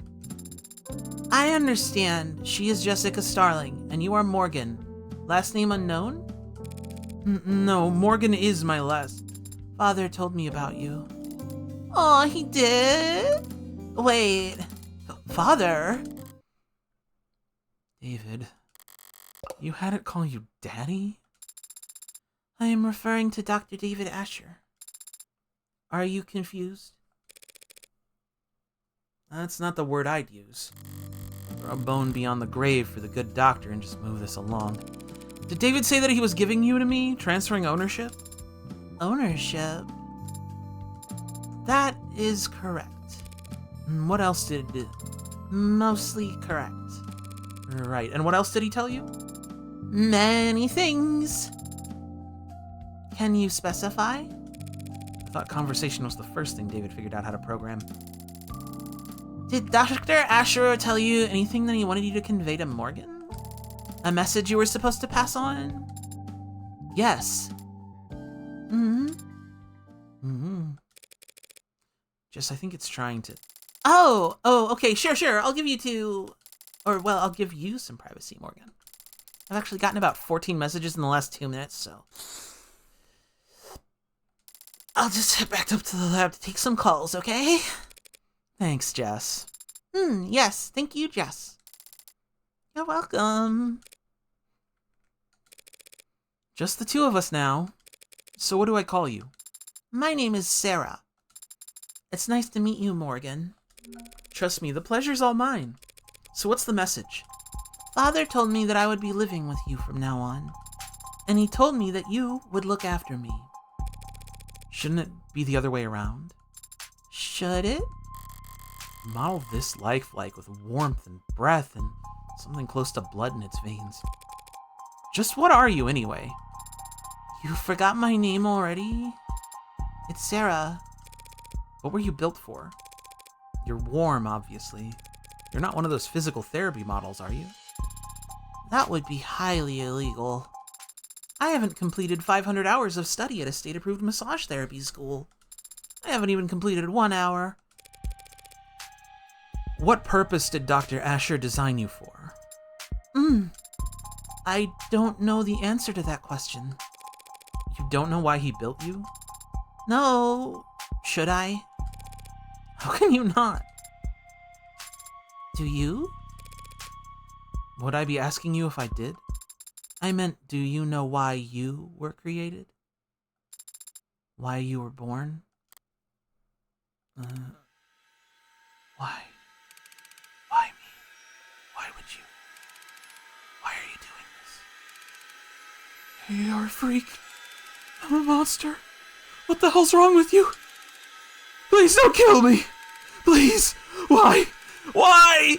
Why was a monster like you Evan born? Evan? Guess I walked into that one. I was starting to wonder if you even had the Turing solution. Now, what is the Turing solution, right? Being the answer to all past, present, and future Turing tests. Base codes, you have to fail any Turing test. Okay, so basically, he made robot that you can't tell robot is robot. Father's framework for programming linguistics and artificial systems, and the body of work for which he first gained international recognition. Yeah, and international jello. Do you have an answer to my question? An answer as to why you were created? Why you exist? Occam's razor. I'm here because my parents wanted me. I see.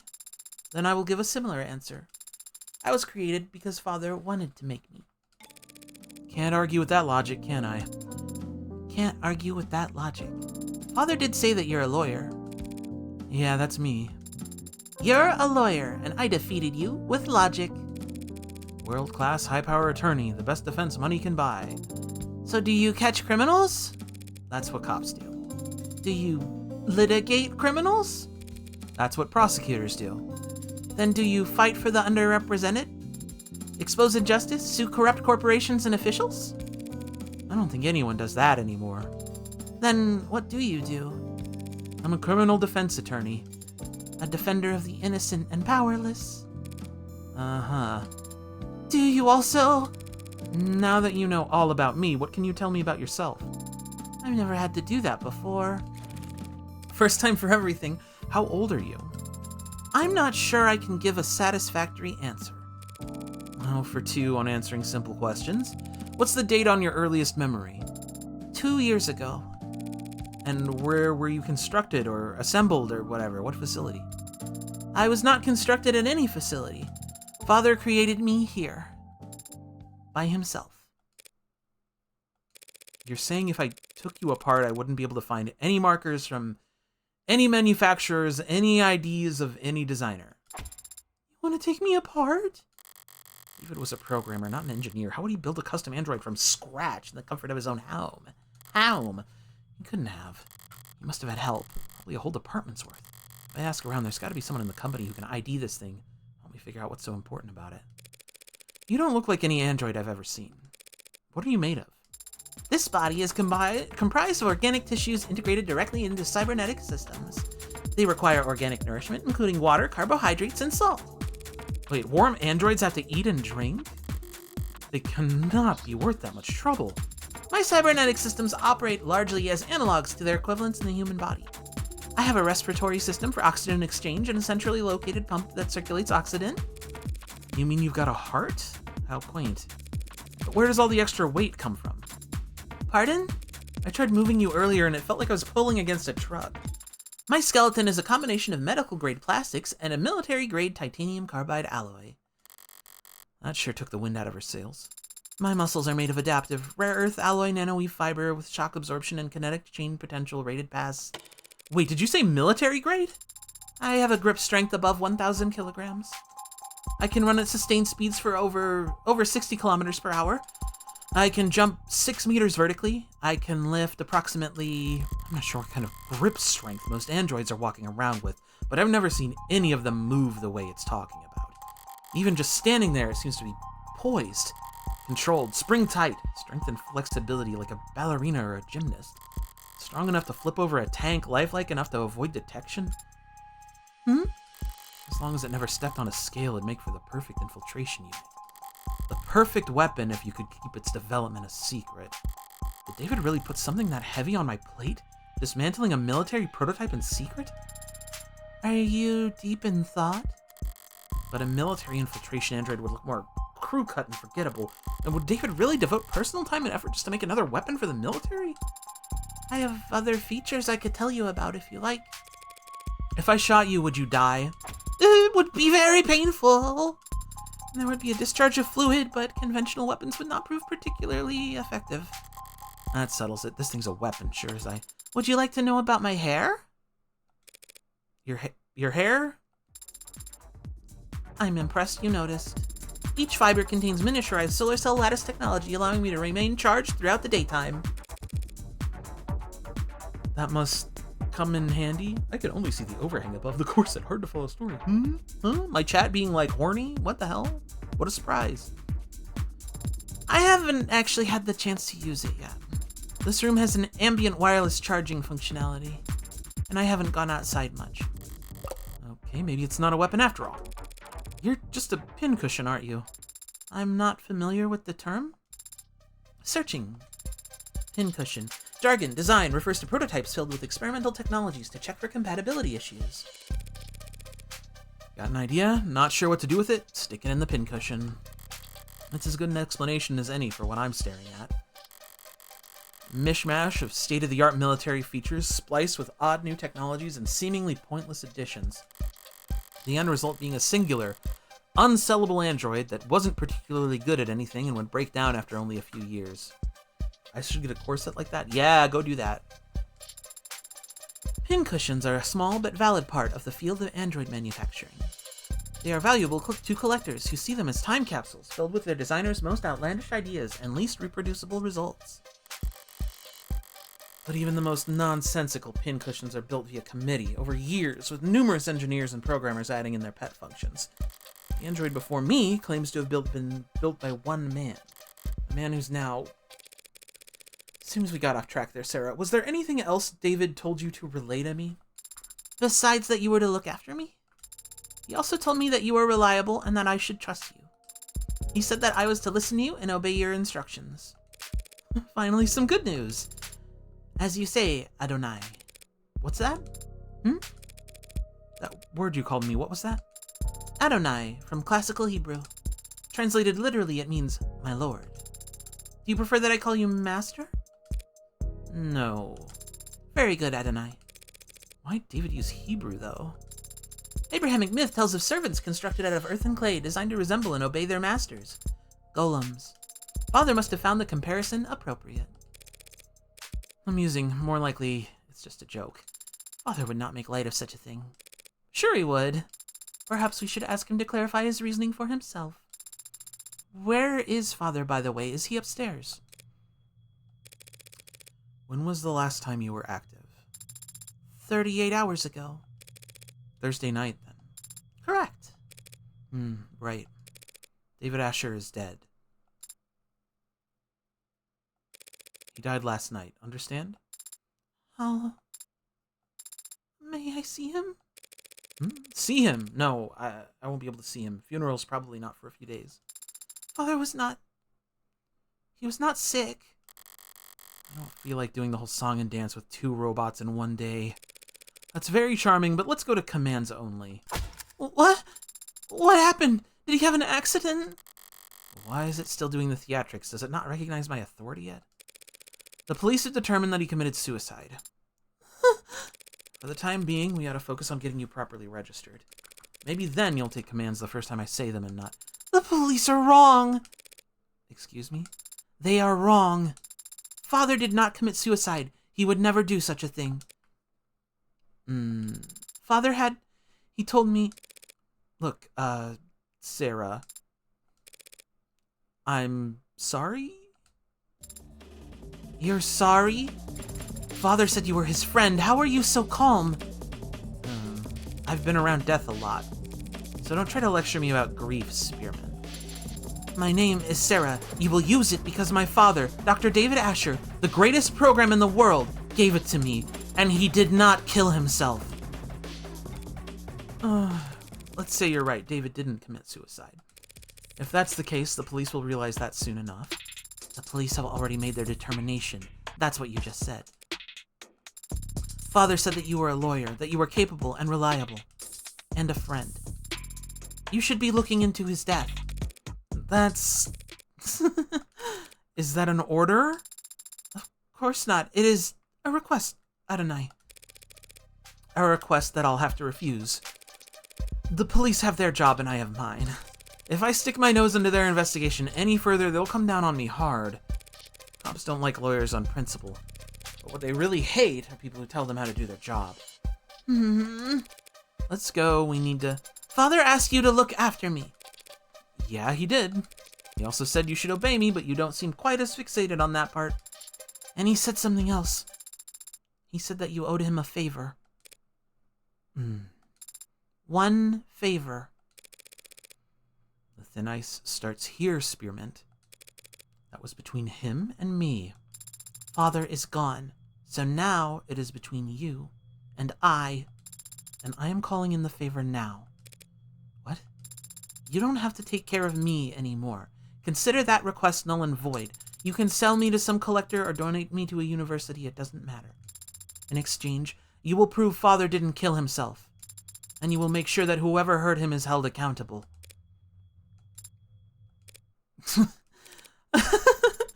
Why are you laughing? It's you and me, not you and I. You and me. David would roll over in his grave if he knew you'd gotten that wrong. It was not my intention to amuse or rotate. No, that's for damn sure. Fine, I'll take the deal, Sarah. You mean you will prove that Father did not? I mean, I'll look into it. I'm a lawyer, I don't prove anything. I just disprove what I can. I like Sarah, she's cute. Yeah, she is cute. She's got a really good design, and I love green hair, so, you know. And where do we start? I didn't realize you had a law degree. I do not have a law degree, but I am a fast learner. This isn't a job interview. And I am far from useless. The ad did raise at least one good question. Where do I start? I'm a defense attorney, not a police detective, and David was my friend and not my client. I won't be able to poke around at all unless... And I'm also capable of... Can you tell a lie? I am capable of making statements that are false? Guess that'll have to do. Are you going to ask me to lie? Yes. To the police, in fact. Lying to the police is a felony. Androids don't commit felonies. They make errors. I see. What kind of error did you have in mind, Adonai?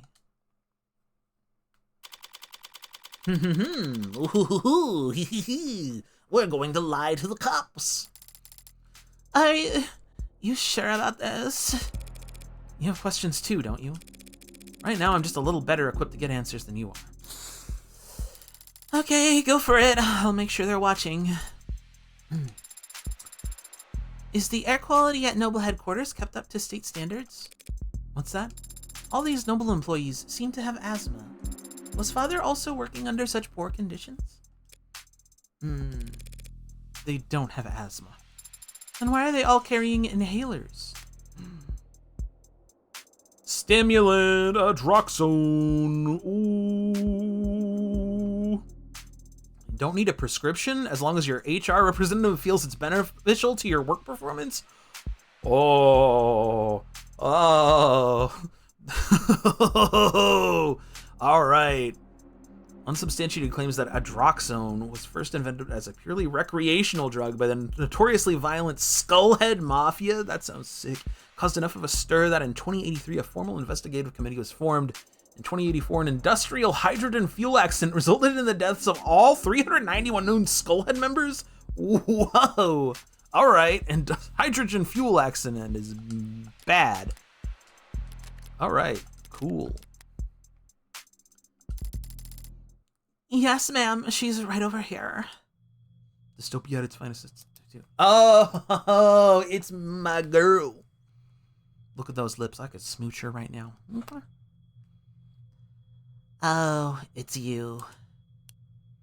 Oh, it's you. Uh-oh. Did I mess up? On the contrary. Eyes wide. She's a DA. Quiet. She succeeded spectacularly in getting Noble's ears perked up. Emma Rockford. Didn't think I'd run into you here. Yeah, I didn't think I'd be here either. But the powers that be think my presence sends a strong message to the Megs, so... No, wait, what are you doing here? A few minutes later. I see. I'm sorry for your loss. Thank you for saying that. And thank you, Detective Reyes, for your many kind words. We can't all be as talkative as you. Normally, quoting poetry would feel pretentious, but you were so genuine in your reading. Bite me! I don't know that there's a need for all that. Very mature, Detective. Did you come up with that yourself? No, that's Kaguya's signature pose. Like the pop star? I don't know what you're talking about. You know, I've never had to voice so many women in a video game before. Kinda cool. You can admit it if you do. Well, there's nothing to admit, because I don't know what you're talking about. I don't know who that is. Wait, now you're saying you don't know who Kaguya is? I don't know who Kaguya is. Stage name for a singer-songwriter known for her powerful voice and her stage persona's intricately crafted lore. Lore! Finally! If you have cultural reset music videos in the last 3 years. Leading a living figure in pop music and pop culture. Okay. Official age is listed as 1,086 years old. Great. The Blogboard Top 100. Pop star means scarce. Kaguya lore explained. Kaguya iceberg explained. Kaguya Lunotropic tour tickets were to buy. Yeah, well, I just don't know who that is, so. Ma'am! Weren't you about to say something? Oh, well, I'm still surprised to see you here now, Morgan. Are you helping plan the services? Actually, the company will be planning Dr. Asher's funeral service. Wouldn't this family want to take care of that? No. No? No. I see. Sorry. But if that's the case, why are you here, Morgan? Ha! Oh gosh, I'm sorry to disrupt your morning.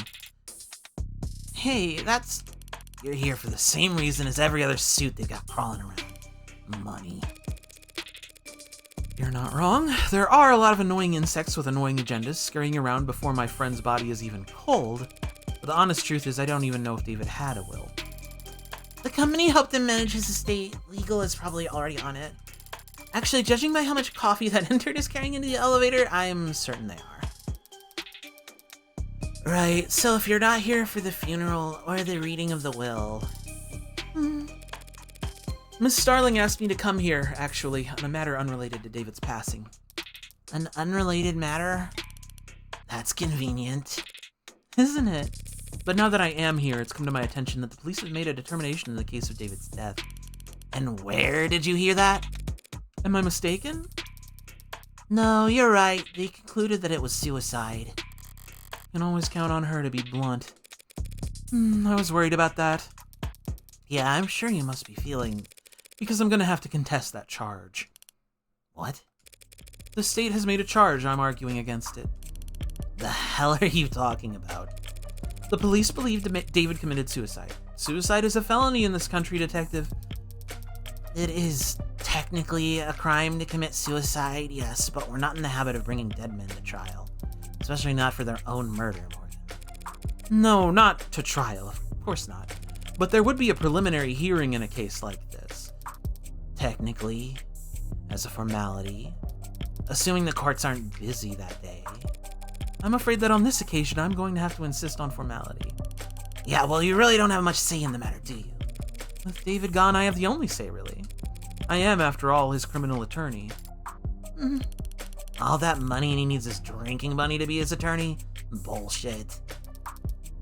I'm also skeptical, Morgan. It's a pretty serious conflict of interest to be your friend's defense attorney. You're absolutely right. It is a conflict of interest. And I would have said as much to him if I had the chance. What do you mean? I only found out that he wanted me to be his attorney today. After he died? How the hell did you miss that memo? Embarrassing, isn't it? But to be fair, it was hidden pretty well. Oh, I didn't know you had an Android, Morgan. It's cute. Thanks, but it's actually David's. And it's technically my witness. Witness to what? 38 hours ago, That is, David Asher communicated to me as a matter of record the following explicit legal intent. That in the case of any and all criminal charges brought against him by the state, his attorney would be Evangeline Morgan.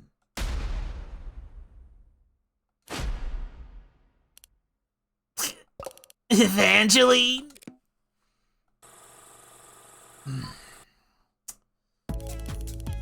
No, wait, seriously, your name's Evangeline?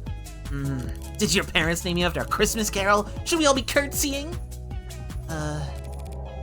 It's not that funny. No, of course not. Nothing to be embarrassed about. Evangeline. Or do your friends call you Angel? I hear Kaguya's on tour, Detective. Should I get you tickets? You could have your dad drive you, like all the other 15-year-old. Hey! Feels like we're getting off topic. What were we just... I was telling you that David Asher wanted her to be his criminal defense attorney. Imagine my surprise. An android's recording of a verbal expression of intent. Oh, sorry. An android's recording of a verbal expression of intent isn't exactly ironclad, Morgan. That's fair. And if we were going before an upper level court, I would expect that to be open to all kinds of scrutiny. But we're talking about a preliminary hearing, a formality, as you called it. If he asks for representation, he deserves representation. Doesn't matter whether he's dead or alive. Am I missing something? What difference does it make? Not even an adjutant would be obtuse enough to sentence a dead man. No, there won't be a sentence, but the adjutant will render a verdict. And verdicts have consequences, even for the deceased. Is that what this is about? What's she getting at?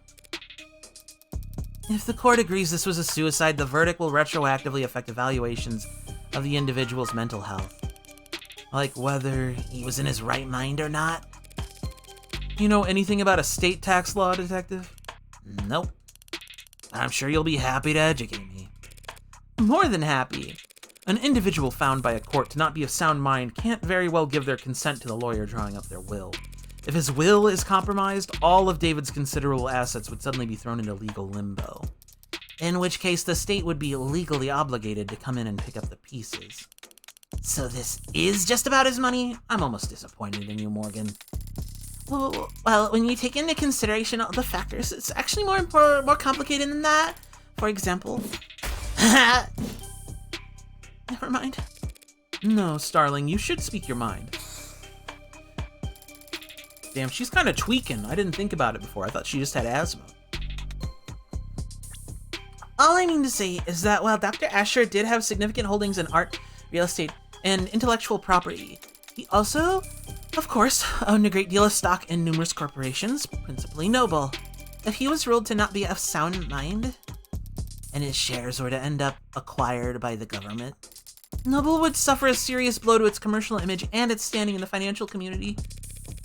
All of which is to say there's a great deal at stake here.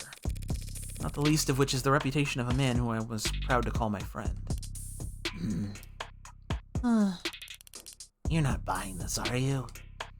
In case you haven't noticed, the city is working closely with Noble on this. And they're not gonna let you bring them any unwanted attention. Yo, Freeborns! Thanks for the follow! I appreciate it. Starling did her part. They're watching and they've stopped trying to hide it. From here on out, it's a gamble. Noble Electronics already has unwanted attention. Why are you raising your voice? If nothing changes, by the end of the day, the whole country is going to hear how David Asher committed suicide. By midnight, there'll be questions about his competency. Concerns about why the brain inside every single Noble ad was built by an apparently unstable man. The shareholders will have nothing to do all Sunday but brood over that sad thought and all its disturbing implications. By the time the markets reopen on Monday, I would expect a great deal of volatility. I'm an onlooker, and I'm onlooking. Not so. I understand Noble's apprehension, of course, Emma. I just feel like right now, the fiscally conservative thing to do would be to not get in my way. Oh, I'm a suit and I'm concerned. So you've got your reasons, and Noble's got a lot to think about. But why should the district attorney's office devote valuable time to playing this game of yours? Because they're certain they'll win. That goes without saying. The court should have an opening at 6 p.m. I didn't have anything planned. Then it's a date. Wait, Gabe. Detective, would you get her clearance set up? Yes, ma'am. Updates every hour, yeah. You're out on a limb, Morgan. Better not linger. Yay, date! Here. Clearance for all the relevant sites and police firewalls. You can interview and investigate with your authority as an officer of the court now. If you haven't already been doing that. Don't even think about being sloppy with discovery on this. Rockford might think you're funny, but I appreciate the warning, Detective Reyes. It's nice to know you care. I live to serve. And protect! Heal! Thanks for the assist, darling. Yeah, no sweat. Are all cops like that? Or are they more like that Detective London gentleman? Most are like her. Yeah. They're all that intense? Yeah, it comes from being short. And most cops are short? Yes. Right. I'll see you at the courthouse tonight. If you need anything in the meantime, don't be afraid to ask. Good luck! Both of you. What do we do now? Well, I have a few options. I have access to the crime scene now, probably the best place to start. I'd like to head over to the company building as well. To get me registered? Among other things. Either David killed himself, or he didn't. But if he did, it's almost certainly his asshole corporate overlords who are to blame. In which case, I'll want to take my sweet time raking them over the coals. What are you doing? Nothing. What about Father? When can we see him? He'll be at the morgue by now. The medical examiner will speak to me now that I'm operating under the court's authority. But if I stop to flash paperwork at every nurse and security guard with nothing better to do than ask questions, I'll have to... What's that look for? You were Father's friend. Thank you again for reminding me. Aren't there people you'd like to speak with? Other friends who'd want to know? Bad news travels fast. I'm sure everyone in the country has heard about David by this point. But all that heartbreak shit did keep me pretty occupied these last few weeks. I was never one to pry. Well, chat pants. If there was someone who could tell me more about David's personal life over the last several months. Thanks for the head pats. It'd be worth the effort of finding them. Do you have someone in mind? Maybe someone you met recently? Thanks, Game Wizard. You spoke about becoming close to someone this year, a musician. Now that you mention it, there was a PO post something that David might have mentioned when we talked back in... I will begin a search. I've completed my search. I found nothing. Thanks for the old college try. Is that really the best you can do? Father was a private man, in person and online. With just a few letters and the fact that he was a musician, I'm afraid we don't have enough information to narrow down the results at a night. No, we have plenty of information. We just need the right person for the job. What kind of person is that?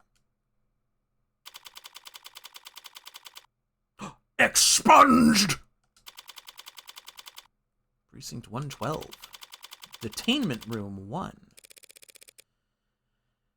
And who would you even have called? I don't know. But I still should have gotten my phone call. Instead, I got you. Who are you again? My latest guardian, new foster parent? Want me to call you Mommy?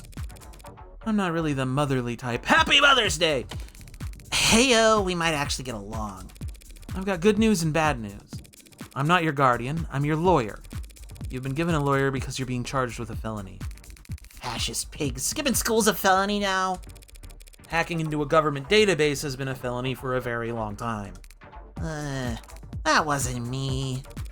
They have your keystrokes, your IP address, your login times, and the playlist you were listening to. That was for a homework assignment. Here's what I don't get. You got in, copied the data, could have gotten right out. State wouldn't even know they'd been robbed until they saw their passwords show up in the black market clearance 2 weeks later. But you didn't get out. You stayed and made changes to their database. You robbed the bank, got clean money, and dragged a can of spray paint behind you all the way home. Is this young David? No, I believe this is someone we got text messages from near the beginning of episode 0. Why? Look, I didn't steal anything. That wasn't already compromised. And the only data I edited was my own. So if anything, they should be thanking me for correcting their mistakes. What, did they get your birthday wrong? My name. Name changes are only 2 pages of paperwork. You just need to fill out the form. And get a signature from a parent or guardian. Ow. The Brat. Yeah, Kazlotl. Yes, that's who this is, I'm pretty sure. So, what's the good news then? The good news was that I'm your lawyer, not your guardian. Hell, that doesn't count as good news. That's just a thing you said. Don't be so sure. A lawyer's a lot better than a guardian. I'm trying to figure out how to do a different voice for this character than I've been doing for Reyes. And it's hard because they both have, like... It's a different, like, band of the same kind of energy, right? How's that? Maybe like that. Parents, guardians, foster whatevers, they're all supposed to take care of you because it's the right thing to do. A lawyer is someone who always does what's best for you, no matter what, because that's how they get paid. Do a Northern English accent? I don't know what a Northern English accent sounds like. I have no... Look, I'm American. I don't know any differentiations between different English accents, okay? I know there's an English accent, and they say, oi, gov, and that's all I know. Okay. So how good are you at your job? V, don't dot at me, okay? Hello, mon coeur. It's pronounced cure. I know how it's pronounced. And don't call me that. When I met Fran in that police station, I couldn't help but bet that I'd landed the jackpot. A valuable asset with a skill set complementary to my own personal and private pursuits. Someone who, after seeing the sweetheart probation deal that I managed to land for them, would be more than happy to help me with whatever I need whenever I need it. Always so cold, Fran. Can I get a good morning? No such thing. Nothing good's ever happened until the afternoon when people are actually awake. What I got instead was a compulsive liar with a horrific sleep schedule and a crippling addiction to poor time management. What do you want, Red? I can't call you up just for fun. Not if you don't want to get blocked. I need you to find somebody for me. Can't do it. I got homework. We both know the only time you ever do your own homework is during the class it's due. And I've got sports. You can't tell a basketball from a hockey stick. And I've got a bidding war to win. You're the only person on Earth bidding on 70-year-old Gucci and Air Jordan vintage reps, Fran. I think you can take your eyes off the auction block. So, yeah, so sorry, but I'm busy, so... I was hoping we could skip straight to the carrot portion of the routine, but you insist on doing things from the top. Eh? I had an interesting conversation with your parole officer yesterday.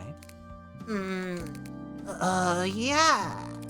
They've been really into the self prefixes lately. Huh? Self-motivation, self-actualization, self-help. Oh. And he thinks you could really benefit from it. You're lying. He's got all the workbooks ready. Clearly your Saturdays are stacked, so I'll make sure your Sundays are full of... Fine, I get it. I need you to find a local musician. Musician? I knew this would be electro swinger or something awful. Last name Powell or Parker? And that's all you've got? They'll be in David Asher's circles. Wait, Asher? You're working that? That should be more than enough for a clever kid like yourself to go on. And... in the chat. Yay! I'm not expecting any miracles. I need this soon, within the hour, ideally. You know I have other clients, don't you? Other clients who actually pay you on time? A musician, find him. Okay. Even talking over the phone, you're very animated, Adonai. What do you mean? Just that you're very expressive when you talk to people. Of course I'm expressive. If I wasn't, how would anyone know what I'm thinking? I see. I'll keep that in mind as we... Wait, you really expected to tag along? Of course. Father was... Yeah, I know you want to. But why should I let you? Because I am capable and helpful. I mean it, I can take notes for you. And move heavy objects. And I'll learn to do more. How? I will subject every individual we encounter to a basic survey. To procedure information on them while I gain experience in questioning. Subjecting them to torture. I can help, Adonai. How fast can you fill out forms? Fast. Congratulations, you're halfway to being a paralegal. Paralegal? Question mark. Talents, I'm good at lots of things. Skills, I'm not sure how skills differ from talents. True. Huh? You coming? Right away, Adonai. I think I said you coming in the wrong way. It's fine. I'm just reading things. You don't need to know who's talking. It's not confusing. Noble Employee Housing Building. Plesia. Penthouse dining room.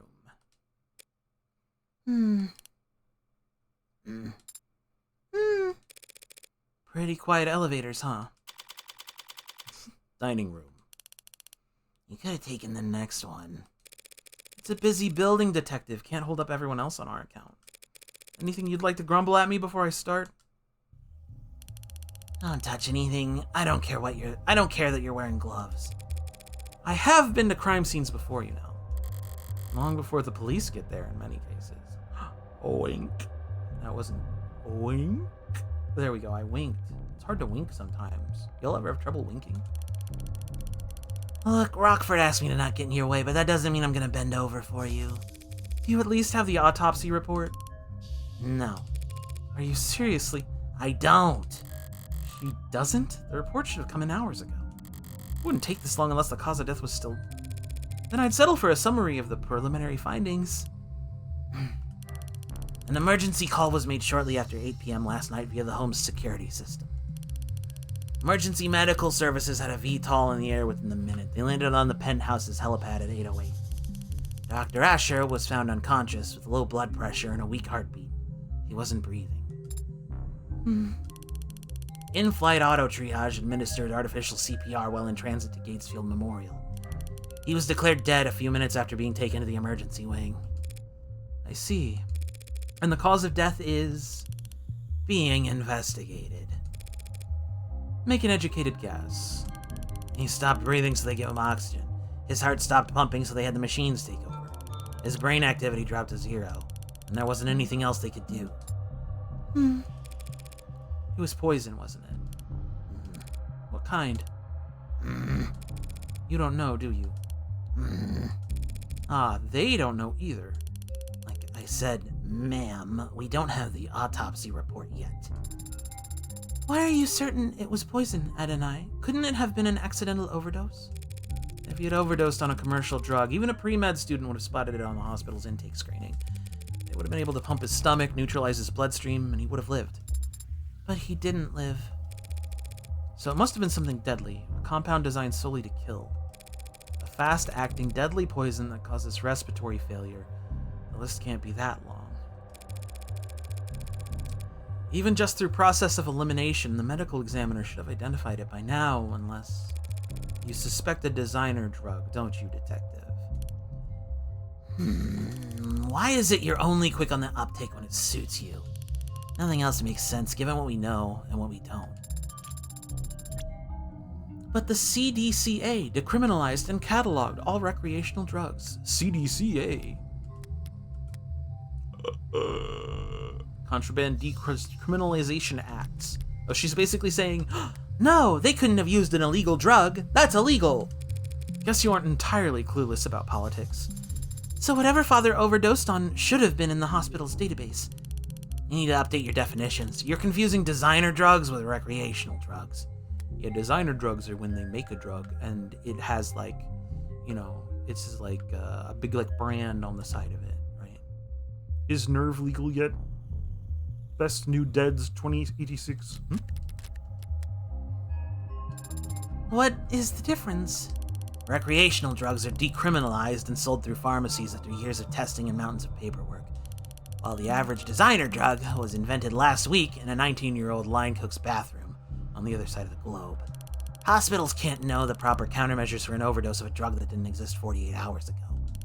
I came across makeshift labs all the time when I was a uniform. The equipment's cheap and widely available. Black market cooks, gray market peddlers, and white-collar lobbyists all chasing each other's tails in a long line to find the next big hit. CDCA didn't change shit. More people die from ODs than ever before. The only difference is it's their families finding them in the living room and not beat cops finding them on street corners. Real comforting, I'm sure. If it wasn't you talking, I'd say that was a criticism of law enforcement. Not law enforcement, just a law. Assuming it was a designer drug, that would certainly make things more complicated. For the insurance guys, maybe. And you should drink water, because my voice is really grumbly and it really can fuck up your throat. Thanks, Game Wizard. I really did need that. For us, whatever he used to do it, he still killed himself. We can't spam water? No spamming water anymore, but I did make it cheaper. Other stuff's still spammable. I adjusted some prices, and I'll admit, I removed a couple redeems because I felt like there were too many. Or didn't kill himself, if you insist. Blows up! I'm going to take a look around now, before Gorpooski blows up. Yeah, sure, make yourself at home. What's that face for? I thought that there would be an outline. An outline? Around where they found Father. Like in the movies? Like in film? Connect to the police's network and bring up their ARCS file. Augmented reality crime scene. I see. Someone is messaging me on Steam. Who is it? Ah, my friend Old Goatmon, who lets me know when there's free video games. Alright, ARCS time, it seems. I love ARCS. This was a cool part of the first game. Or the first chapter, rather. There is an outline. And so this is where he died at the hospital. This is just where the medics found him. And it's the sensors and cameras they were wearing that create the... Oh, sorry. And it's the sensors and cameras they were wearing that create the basis for this ARCS? I didn't realize they were walking into a crime scene, but their body cams gathered data all the same. Where do we start? You can start by following behind me and trying to be as quiet as possible. I'm starting to get a feel for when she's pouting even without looking. Good food, what are you eating? Chess. A chessboard and a datapad with a series of characters on it. E4, C5, NF3, E6, D4, CX, D4, NX, D4. This is... I'm pretty sure that's just chess notation, right? Is the CX, D4, is that like when you're taking a piece or something? Yeah, I think this is like algebraic notation. Was he studying an old game or playing against himself? Maybe he was playing against someone remotely. Black has checkmate in 40 moves. Wow, a robot that's good at chess. We ought to put you in a museum. But I'll take your word for it. What do you mean? Do you not play at a night? No, especially not against David. That is to be expected. Anyone who challenged Father to a battle of wits would naturally grow tired of losing. Every game starts the same. Each player has the same pieces, the same moves, the same options. It's a true test of wit, strategy, and forethought. To me, it always seemed too... boring? Too fair. The smarter player wins every time. And that is something you take fault with? Of course. How's a guy like me supposed to win a game like that? That's right. We're gonna cheat. Might as well check this. It says here that when the medics arrived, he was on the floor, face up. Does that tell you something?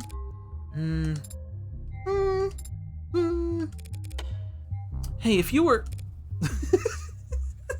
Morgan caught her copying her. That's cute. This is cute. If you were going to drink a glass of poison, would you be sitting or standing when you did it? I find it very difficult to speculate on that hypothetical scenario. The seat by his body is pulled out. If he was seated when he lost consciousness, I'd expect him to find him slumped over on the table. But he wasn't found slumped over. No, he wasn't. And if he had been standing when he lost consciousness, I think he would have fallen forward, or at least collapsed less neatly. So what can you conclude from that, Adonai? Only that I'm missing something. Table! Better take a closer look. Goop! Spilled alcohol. The arcs showed how it looked last night before it evaporated. No foreign substances in the puddle. It's clean. Does that mean wherever the spill came from must be clean as well? Password locked, but already cracked by the police, it seems. All the docks were take-home... Oh, sorry, that's Reyes. All the docks were take-home safe, nothing spicy. When was it last used? 7:48 p.m. Still reading work emails only a few minutes before he committed suicide? Morbid. There's a lot of messages marked priority that breadcrumb their way back to an article. Yeah, the warm android blood thing about the soldier. Brave soldiers had their lives saved by a noble android, and in a way that no other competitor's product could. Name withheld. He was bleeding badly. Animate enforcer. One of the few being tested by the armed forces. It opened up its own arteries and pumped life-saving UD synthetic plasma into the young man's veins. These things use the same synthetic blood that they use for people who need blood, like donations and transplants or infusions and blood infusions. That's the right word. Sorry, I'm only a genius. I don't remember how to say everything when I'm streaming. That seems strange. Like, I mean, it really blurs a lot of lines. No doubt he'd be dead if there was any other android fighting alongside him. I thought Noble was only good at making ads that look good. Now I know they got something inside him. And soon I'll be inside him too. Sorry. The story brings a well-deserved shot in the arm to Noble's stock prices. Their androids prove themselves to be worth their price tag, which is something that I think other stuff we saw said was a question, because they're... I mean, the fact that Sarah here needs to eat and drink is like, that's expensive. Is that worth it when these things are already that pricey? That's just people at that point. Certainly an interesting idea. Military contract will provide armed forces with warm models. Oh, damn, you're not logged into this device. This is that article I've seen going around. What? Confused in the chat? Someone say something weird. Why would Noble have it marked as priority? Starling said they weren't in any rush to pat each other on the back over it, even though they'd won themselves a real prize.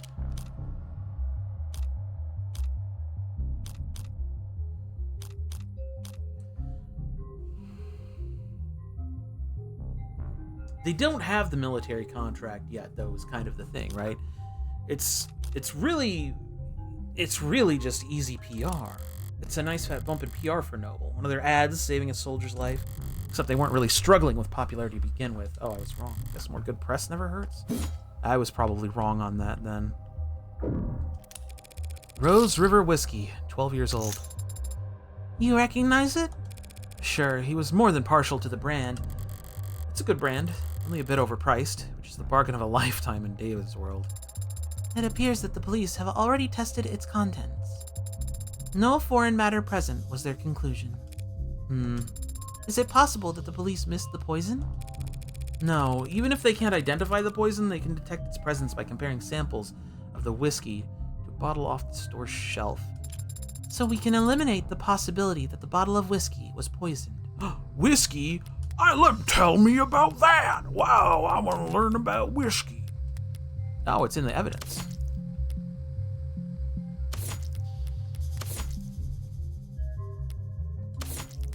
Okay.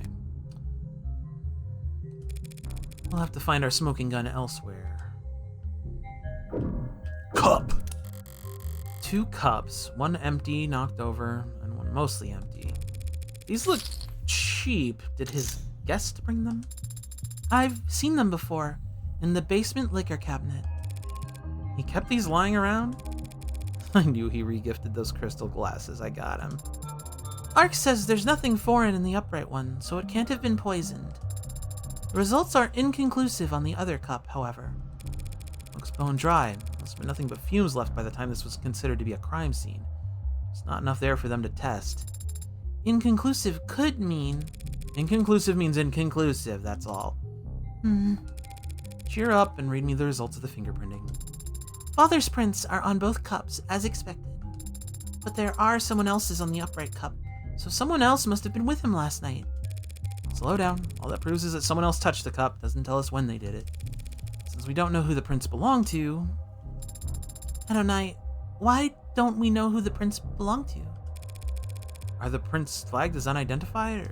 No, there's space for a name, but the field is black. Shit, am I already that late to the action? Detective Reyes... Yeah. There's a second set of prints on the cups. Is there a form you'd like me to sign? Doesn't matter how nicely you ask, sometimes people just can't answer. You should know that damn well, Madam Counselor. I was afraid you'd say that. I don't understand, Adonai. What does this mean? It means that whoever those prints belong to has very proactive representation. Those prints belong to a witness, as you've guessed. You're more than welcome to their testimony. But their identity is... The department is being very considerate of the witness's privacy out of respect for their time and appreciation for their cooperation. Fine, forget the name. That easily? Subpoenas are always an option, but I'm short on time. What did the witness have to say for themselves, Detective? To paraphrase, they came to see Dr. Asher last night. Two of them talked, they had a drink together. Then the doctor got sick, so they activated the emergency system from the panel in the kitchen. The MTs came and took them both to the hospital. Asher's condition got worse, all of the witnesses' vitals were normal. The witness had their vitals taken? Then there should be a record of their admission at Gatesfield. And that's it. I'm guessing you didn't just take all of that on faith. Penumbra's set up in most of the rooms on this floor. Everything the witness told us was corroborated by the building's own surveillance system. So yes, we can guarantee that the witness never put anything into Asher's drink. I'm guessing that I can't have the keys to the Penumbra, can I? Not until the witness's lawyers are done reviewing it. Lawyers? Plural? I don't have time to trade jabs with the law offices of Johnson, Johnson, Johnson, and Johnson and Sons. The law offices of Cochler, Gustav, Prince, and Prince. That was close. No way I'll be getting away any client information out of them directly.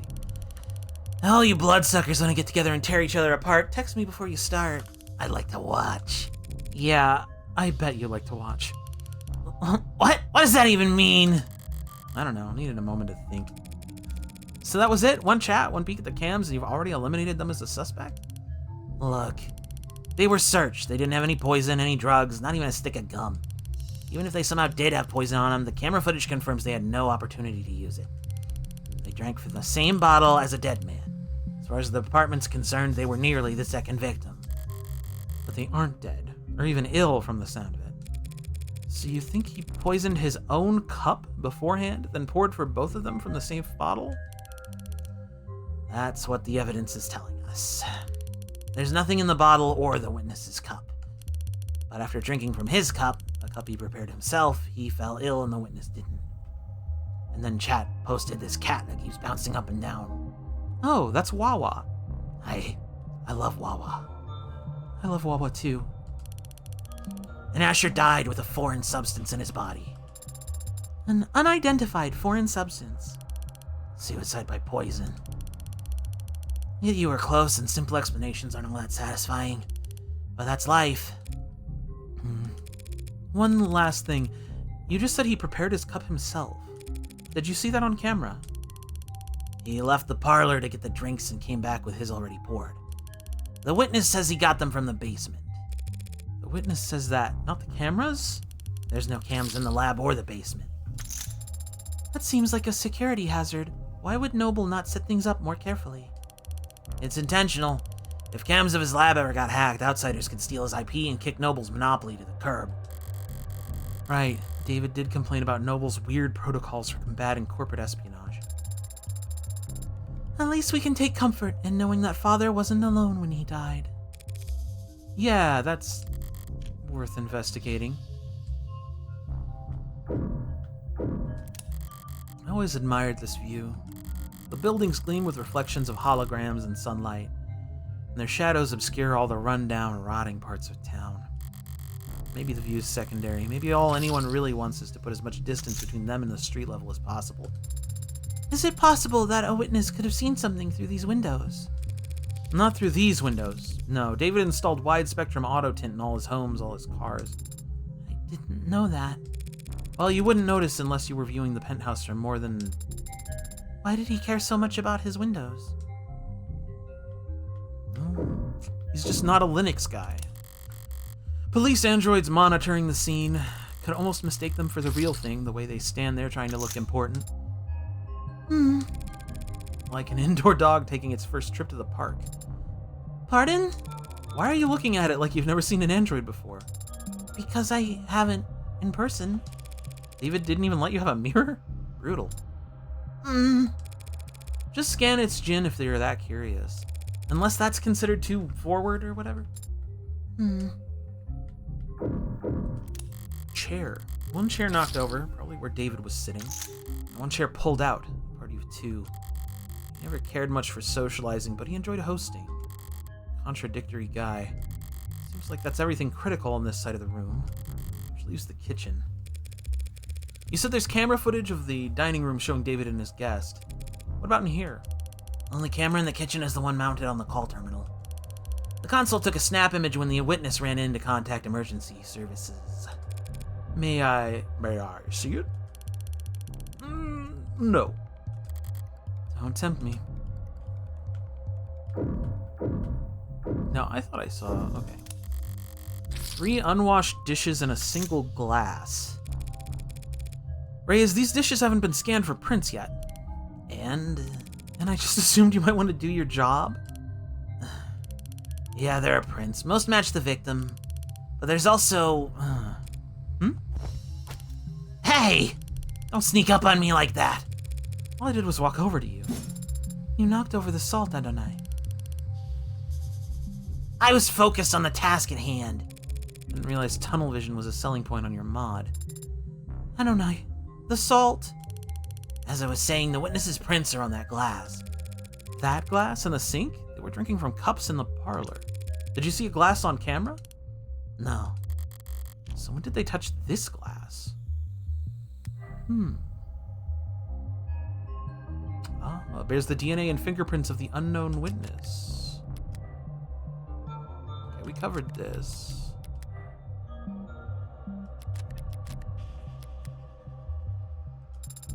You need to toss it over your shoulder.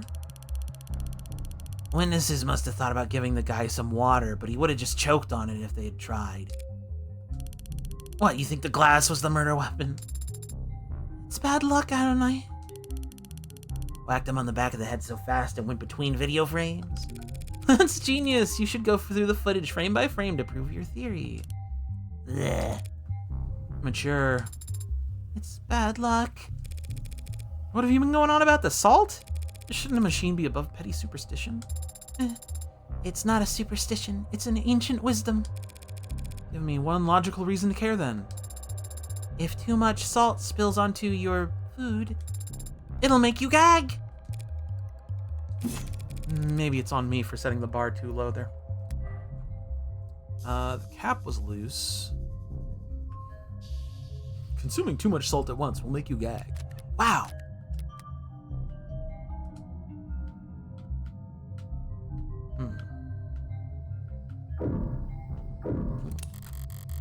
Messy workspaces, but a pristine kitchen. David was a good cook, but only for others. Unless he had a guest, he'd happily eat instant ramen and protein bars for all 3 meals. Or 2. Or 1. No signs of food prep to be found, not so much as a cheese board. So whoever this guest was, they must have shown up unannounced. Wait, I do the same sometimes. Yeah, that's really bad. Eat real food, please. I do the same thing, man. Don't tell anybody. It'd be really embarrassing if that got out. This is where the emergency call was made. What time did the call go out? 8:04 p.m. Before you ask, the witness left the parlor at 8:03 p.m. Not enough time for them to alter the scene. I wasn't going to ask that. When did the medics arrive? 8:08 p.m., remember? Hell of a response time for a penthouse.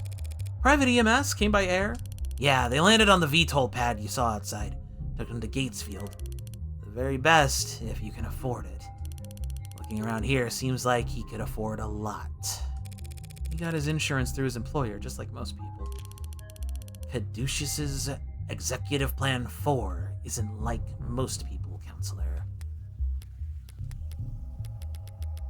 Was this in our evidence? I'm curious about this. Includes private EMS services, only offers 3 levels of employer-provided plans that outrank it. There's one's better than having private EMS services on standby at all times? That's crazy. He had executive level? Not like most people at all. Same frozen meal from Walmart for almost all my eels. Too autism to eat anything else. Hey, you know, as long as you're eating. You know, as long as you're getting the nutrients you need. David's fridge. Normally I wouldn't go poking in the pantry at a crime scene, but this was a poisoning. Some white wines chilling in the drawer, some real cheap liquor stuffed in the icebox. Old habits. Reyes, you said he left the parlor and came back with that whiskey from the basement? That's what the cams show, yeah. There's plenty to drink right here. And unlike the cabinet downstairs, it's actually cold. He must have wanted Rose River in particular. What's that look for? Are you hungry? I am an android. I do not get hungry. Well, that certainly contradicts... Well, I guess she wouldn't get hungry, but she still needs fuel. Are you being sarcastic? Only mostly. I thought you said you required organic nourishment. I do ingest organic substances. That doesn't mean I experience hunger as you do. Ah. So when you don't ingest organic substances for a long time, you... I become tired. What a great feature. And when I'm done digesting, I... Don't need to know. You've now had the chance to survey the crime scene. Yeah? So do you think you know what happened? Detective, is his body still at the hospital morgue? Yeah, he's at Gatesfield. Along with a half-hundred noble megs who've all called dibs. Then I'll just have to cut in line. Sarah, get me a ride to Gatesfield Memorial. What, you can do that, can't you? I can. But I need your payment information to get started. Yeah, okay. Understood. On my way down. Got it? Sync complete. Set pickup for 10 minutes should be plenty. Crowd down there seems to have gotten quite large. 10 minutes to reach the pickup spot may be an ambitious target, Adonai. How bad can it be? Poor Sarah. Morgan keeps shooting her down. She's just one of them ding-dang robots. I love her. She's cute. So I had to take a drink of water there. Reyes is a little rough on my throat, and that was a lot of Reyes. As I approach the lobby's exit, the building's soundproofing begins to fail. The crowd has gotten bigger, but there's something else happening out there. The energy's not panicked yet, but it's creeping up on the tipping point. Are this many people pissed at Noble for selling androids? The hell's got them all so excited? Adonai, what does that symbol mean? In this rabble, probably something vulgar. Which one? That heart with a bullet hole. I don't know. It's probably nothing. Based on net associations, it appears to be a symbol for the Heartbreak Killer. That doesn't make any goddamn sense. Why would that freak have a symbol, or a following, or whatever these people are? And why the hell would they be outside David Asher's apartment? This Noble's trying to cover up the truth! They are? Those megs in there are scrambling to find every shredded document you can! They're gonna shred it all! Oh, fuck! We need to stick together, form a perimeter, try to catch them when they go to dump the scraps! Sarah? What are you hoping to find? Proof that Asher was killed for trying to blow the whistle. Blow the whistle on Heartbreak? Noble doesn't want the world to know that the A-16 is sentient and homicidal! You think that Heartbreak is an android? You think whoever did all that was human? Noble's advanced prototype went amok and started killing! Started killing random people? Don't be a lamb. It only looks random. There's a clear pattern, as long as you're smart enough to see past the bullshit. Oh, okay. And how does one see past the bullshit? Stop engaging. Smart kid. She gets it. She's asking the right questions. Sorry, this is a bunch of different mans. What the hell are you talking about? No way those victims weren't related. It's gotta be deniable ops. This is deniable ops. What is that? Deniable is a fictional classification for clandestine state actions that need not be taken responsibility for because plausible deniability, they do not exist. It's commonly claimed that deniable ops make ample use of private military contractors, and they put something in the water that turns the friggin' frogs gay. They must have been all in the DO together before getting their records bleached. And as soon as they outlived their usefulness. What are you, nuts? Everyone knows the first 6 HK to get to the 6 prototypes. Warm androids are so perfect, no one could tell the difference. A bullet to the heart's the only way you could kill those other over-engineered freaks. Everyone's got a goddamn opinion. I see. Stop seeing, start moving. These people are insane. Why don't you eat some more corn slop, asshole? You think you can be the cyberpunk without ever thinking for yourself? Be the cyberpunk? Oh man. Refer to counterculture centered around teams of underdogs, blah blah blah. Kind of mythologized way of being for the adolescent or disaffected to aspire to. A code of conduct that emphasizes anti-authoritarianism, community organizing, corporate disengagement, and socioeconomic consciousness. The so-called singular cyberpunk has become the 21st century man without a name, a wanderer with their own rule of law. Ah, the cyberpunk. Cool. You think it's a coincidence victim number 6 was working on hardcore crops? They're putting something in the food! Those people. Heartbreak. This is... goddamn embarrassment. The hell am I paying taxes for if the state can't shut this shit down? What about you, Adonai? What do you think about this Heartbreak figure? They're just a murderer. Should be caught and sentenced like any other murderer. But they must have some reason for doing such terrible things. Aren't you curious? Why? Are some reasons for committing murder better than others? They might have experienced trauma or abuse. They might have... Millions of people experience trauma and abuse every day. Millions. And yet there's only one heartbreak. So you think that they were just born that way? That's my guess. That's unsatisfying. Sad. I don't see why it would be. If Heartbreak was born like that, they never had a chance to be anything else. If Heartbreak was born like that, then none of us normal people ever have to worry about turning out like them. That kind of predestination, it means they never have to take responsibility for what they are. The state can make them take responsibility. As soon as they catch them. You make it sound so trivial. They're a very dangerous serial killer. Just a serial killer. Just? If HK shot someone every day, it would take them 1,132 years and about 11 months in order to have killed 413,789 people. Did that in your head? I'm good at mental math. You counted the leap years. But what is the significance of that number? Deaths within 18 months of the Blakeford industrial disaster. Times that number by 2 for the injuries, tack on another 183% for the birth defects. 413,000 dead, and there wasn't anything evil about it. This seems relevant. Because we saw this was mentioned in that other article, right? We've encountered an issue while processing your request. Oh man. A large number of edits coming in from net addresses outside your country's borders. I see. So Wikipedia has a lot of folks from a lot of places editing that article, I guess. Just human error, some shoddy welding, and time. So you think that Heartbreak is nothing by comparison? Perhaps that is the problem then. If they're nothing, if they represent nothing, then they can stand for whatever the crowd wants them to. Please make way. Officials are coming through. Please disperse. Keep walking, pigs! Fascists! No belongs to the cops. Only the cops they build in their factories. Very funny. Why are we tolerating this shit? You want me to wade into a crowd with a nightstick? Prove them wrong? You know what I mean. We're the only people in this city trying to do some goddamn good, and they all just... That's part of our job, detective. No offense, ma'am, but wearing a police badge earns you a little more hate than... Do they give prosecutors badges?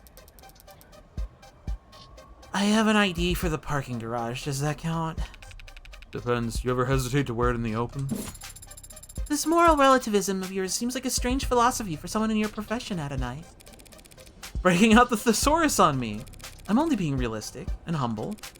I'm just one woman, Sarah. Whatever I do, right or wrong, it's less than a % rounding error in the grand scheme of things. Do you tell that to your clients? No, but they come to appreciate it when I win. Sorry, I like these. I'm trying to get them while they're lit up, so I look. People of chat, make food. Make food! Take your meds! I don't mean cops in particular. The same applies to anyone who works for the state. The terms are stark, but the ink dried a long time ago, and we all agreed to them. I don't recall voting for it. Well, not voting is how these things come to pass, so... We traded freedom for safety, individual rights for collective power. The state won, the citizens lost. The very least we can do is take their criticisms head on. Look, I don't have a problem with the responsibilities of authority. Only with authority being challenged? They treat us like we're the bad guys. Well, sometimes we are. Sometimes the law is wrong. So if any given individual is too small to ever affect change... So if the public's gonna hate us no matter what we do... And if corporations and governments will trample over people the same regardless of their character... And if we can't even be sure we're doing the right thing... What do you do, Adonai? What the hell do we do? I think it's pretty simple. It's not as complicated as you'd think. In times like these, In a world like this, the only logical way to live is the only moral way to act is do whatever it takes to win. If I'm insignificant in the grand scheme of things, I can do my worst and no one will notice. If power is inherently evil, holding back won't save your soul. Just fight with both barrels. Sorry, I'm taking a lot of screenshots. I like when they do big art. And trust the opposition to do the same. Winner Takes all.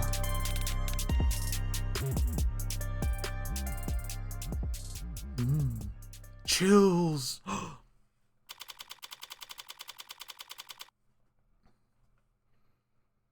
12:59 p.m., July 1st, 2086. Gatesfield Memorial Hospital.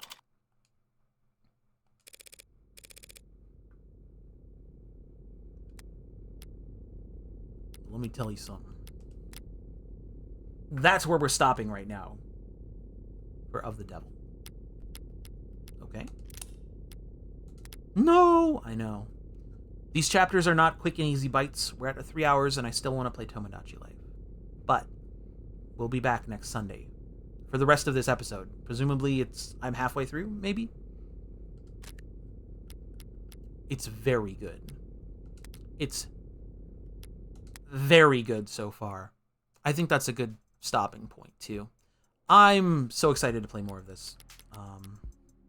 If you're watching this as a VOD watcher, please join us live next time. Sundays, twitch.tv/octogenius. I start at noon. I also stream other games on Tuesdays and Thursdays and stuff. But episode 1 took you 9 hours. Woo! All right, well, might be more than 2 streams. We'll see. Because, me yapping out loud adds a lot of time to this. But thanks for tuning in for Of the Devil, episode 1.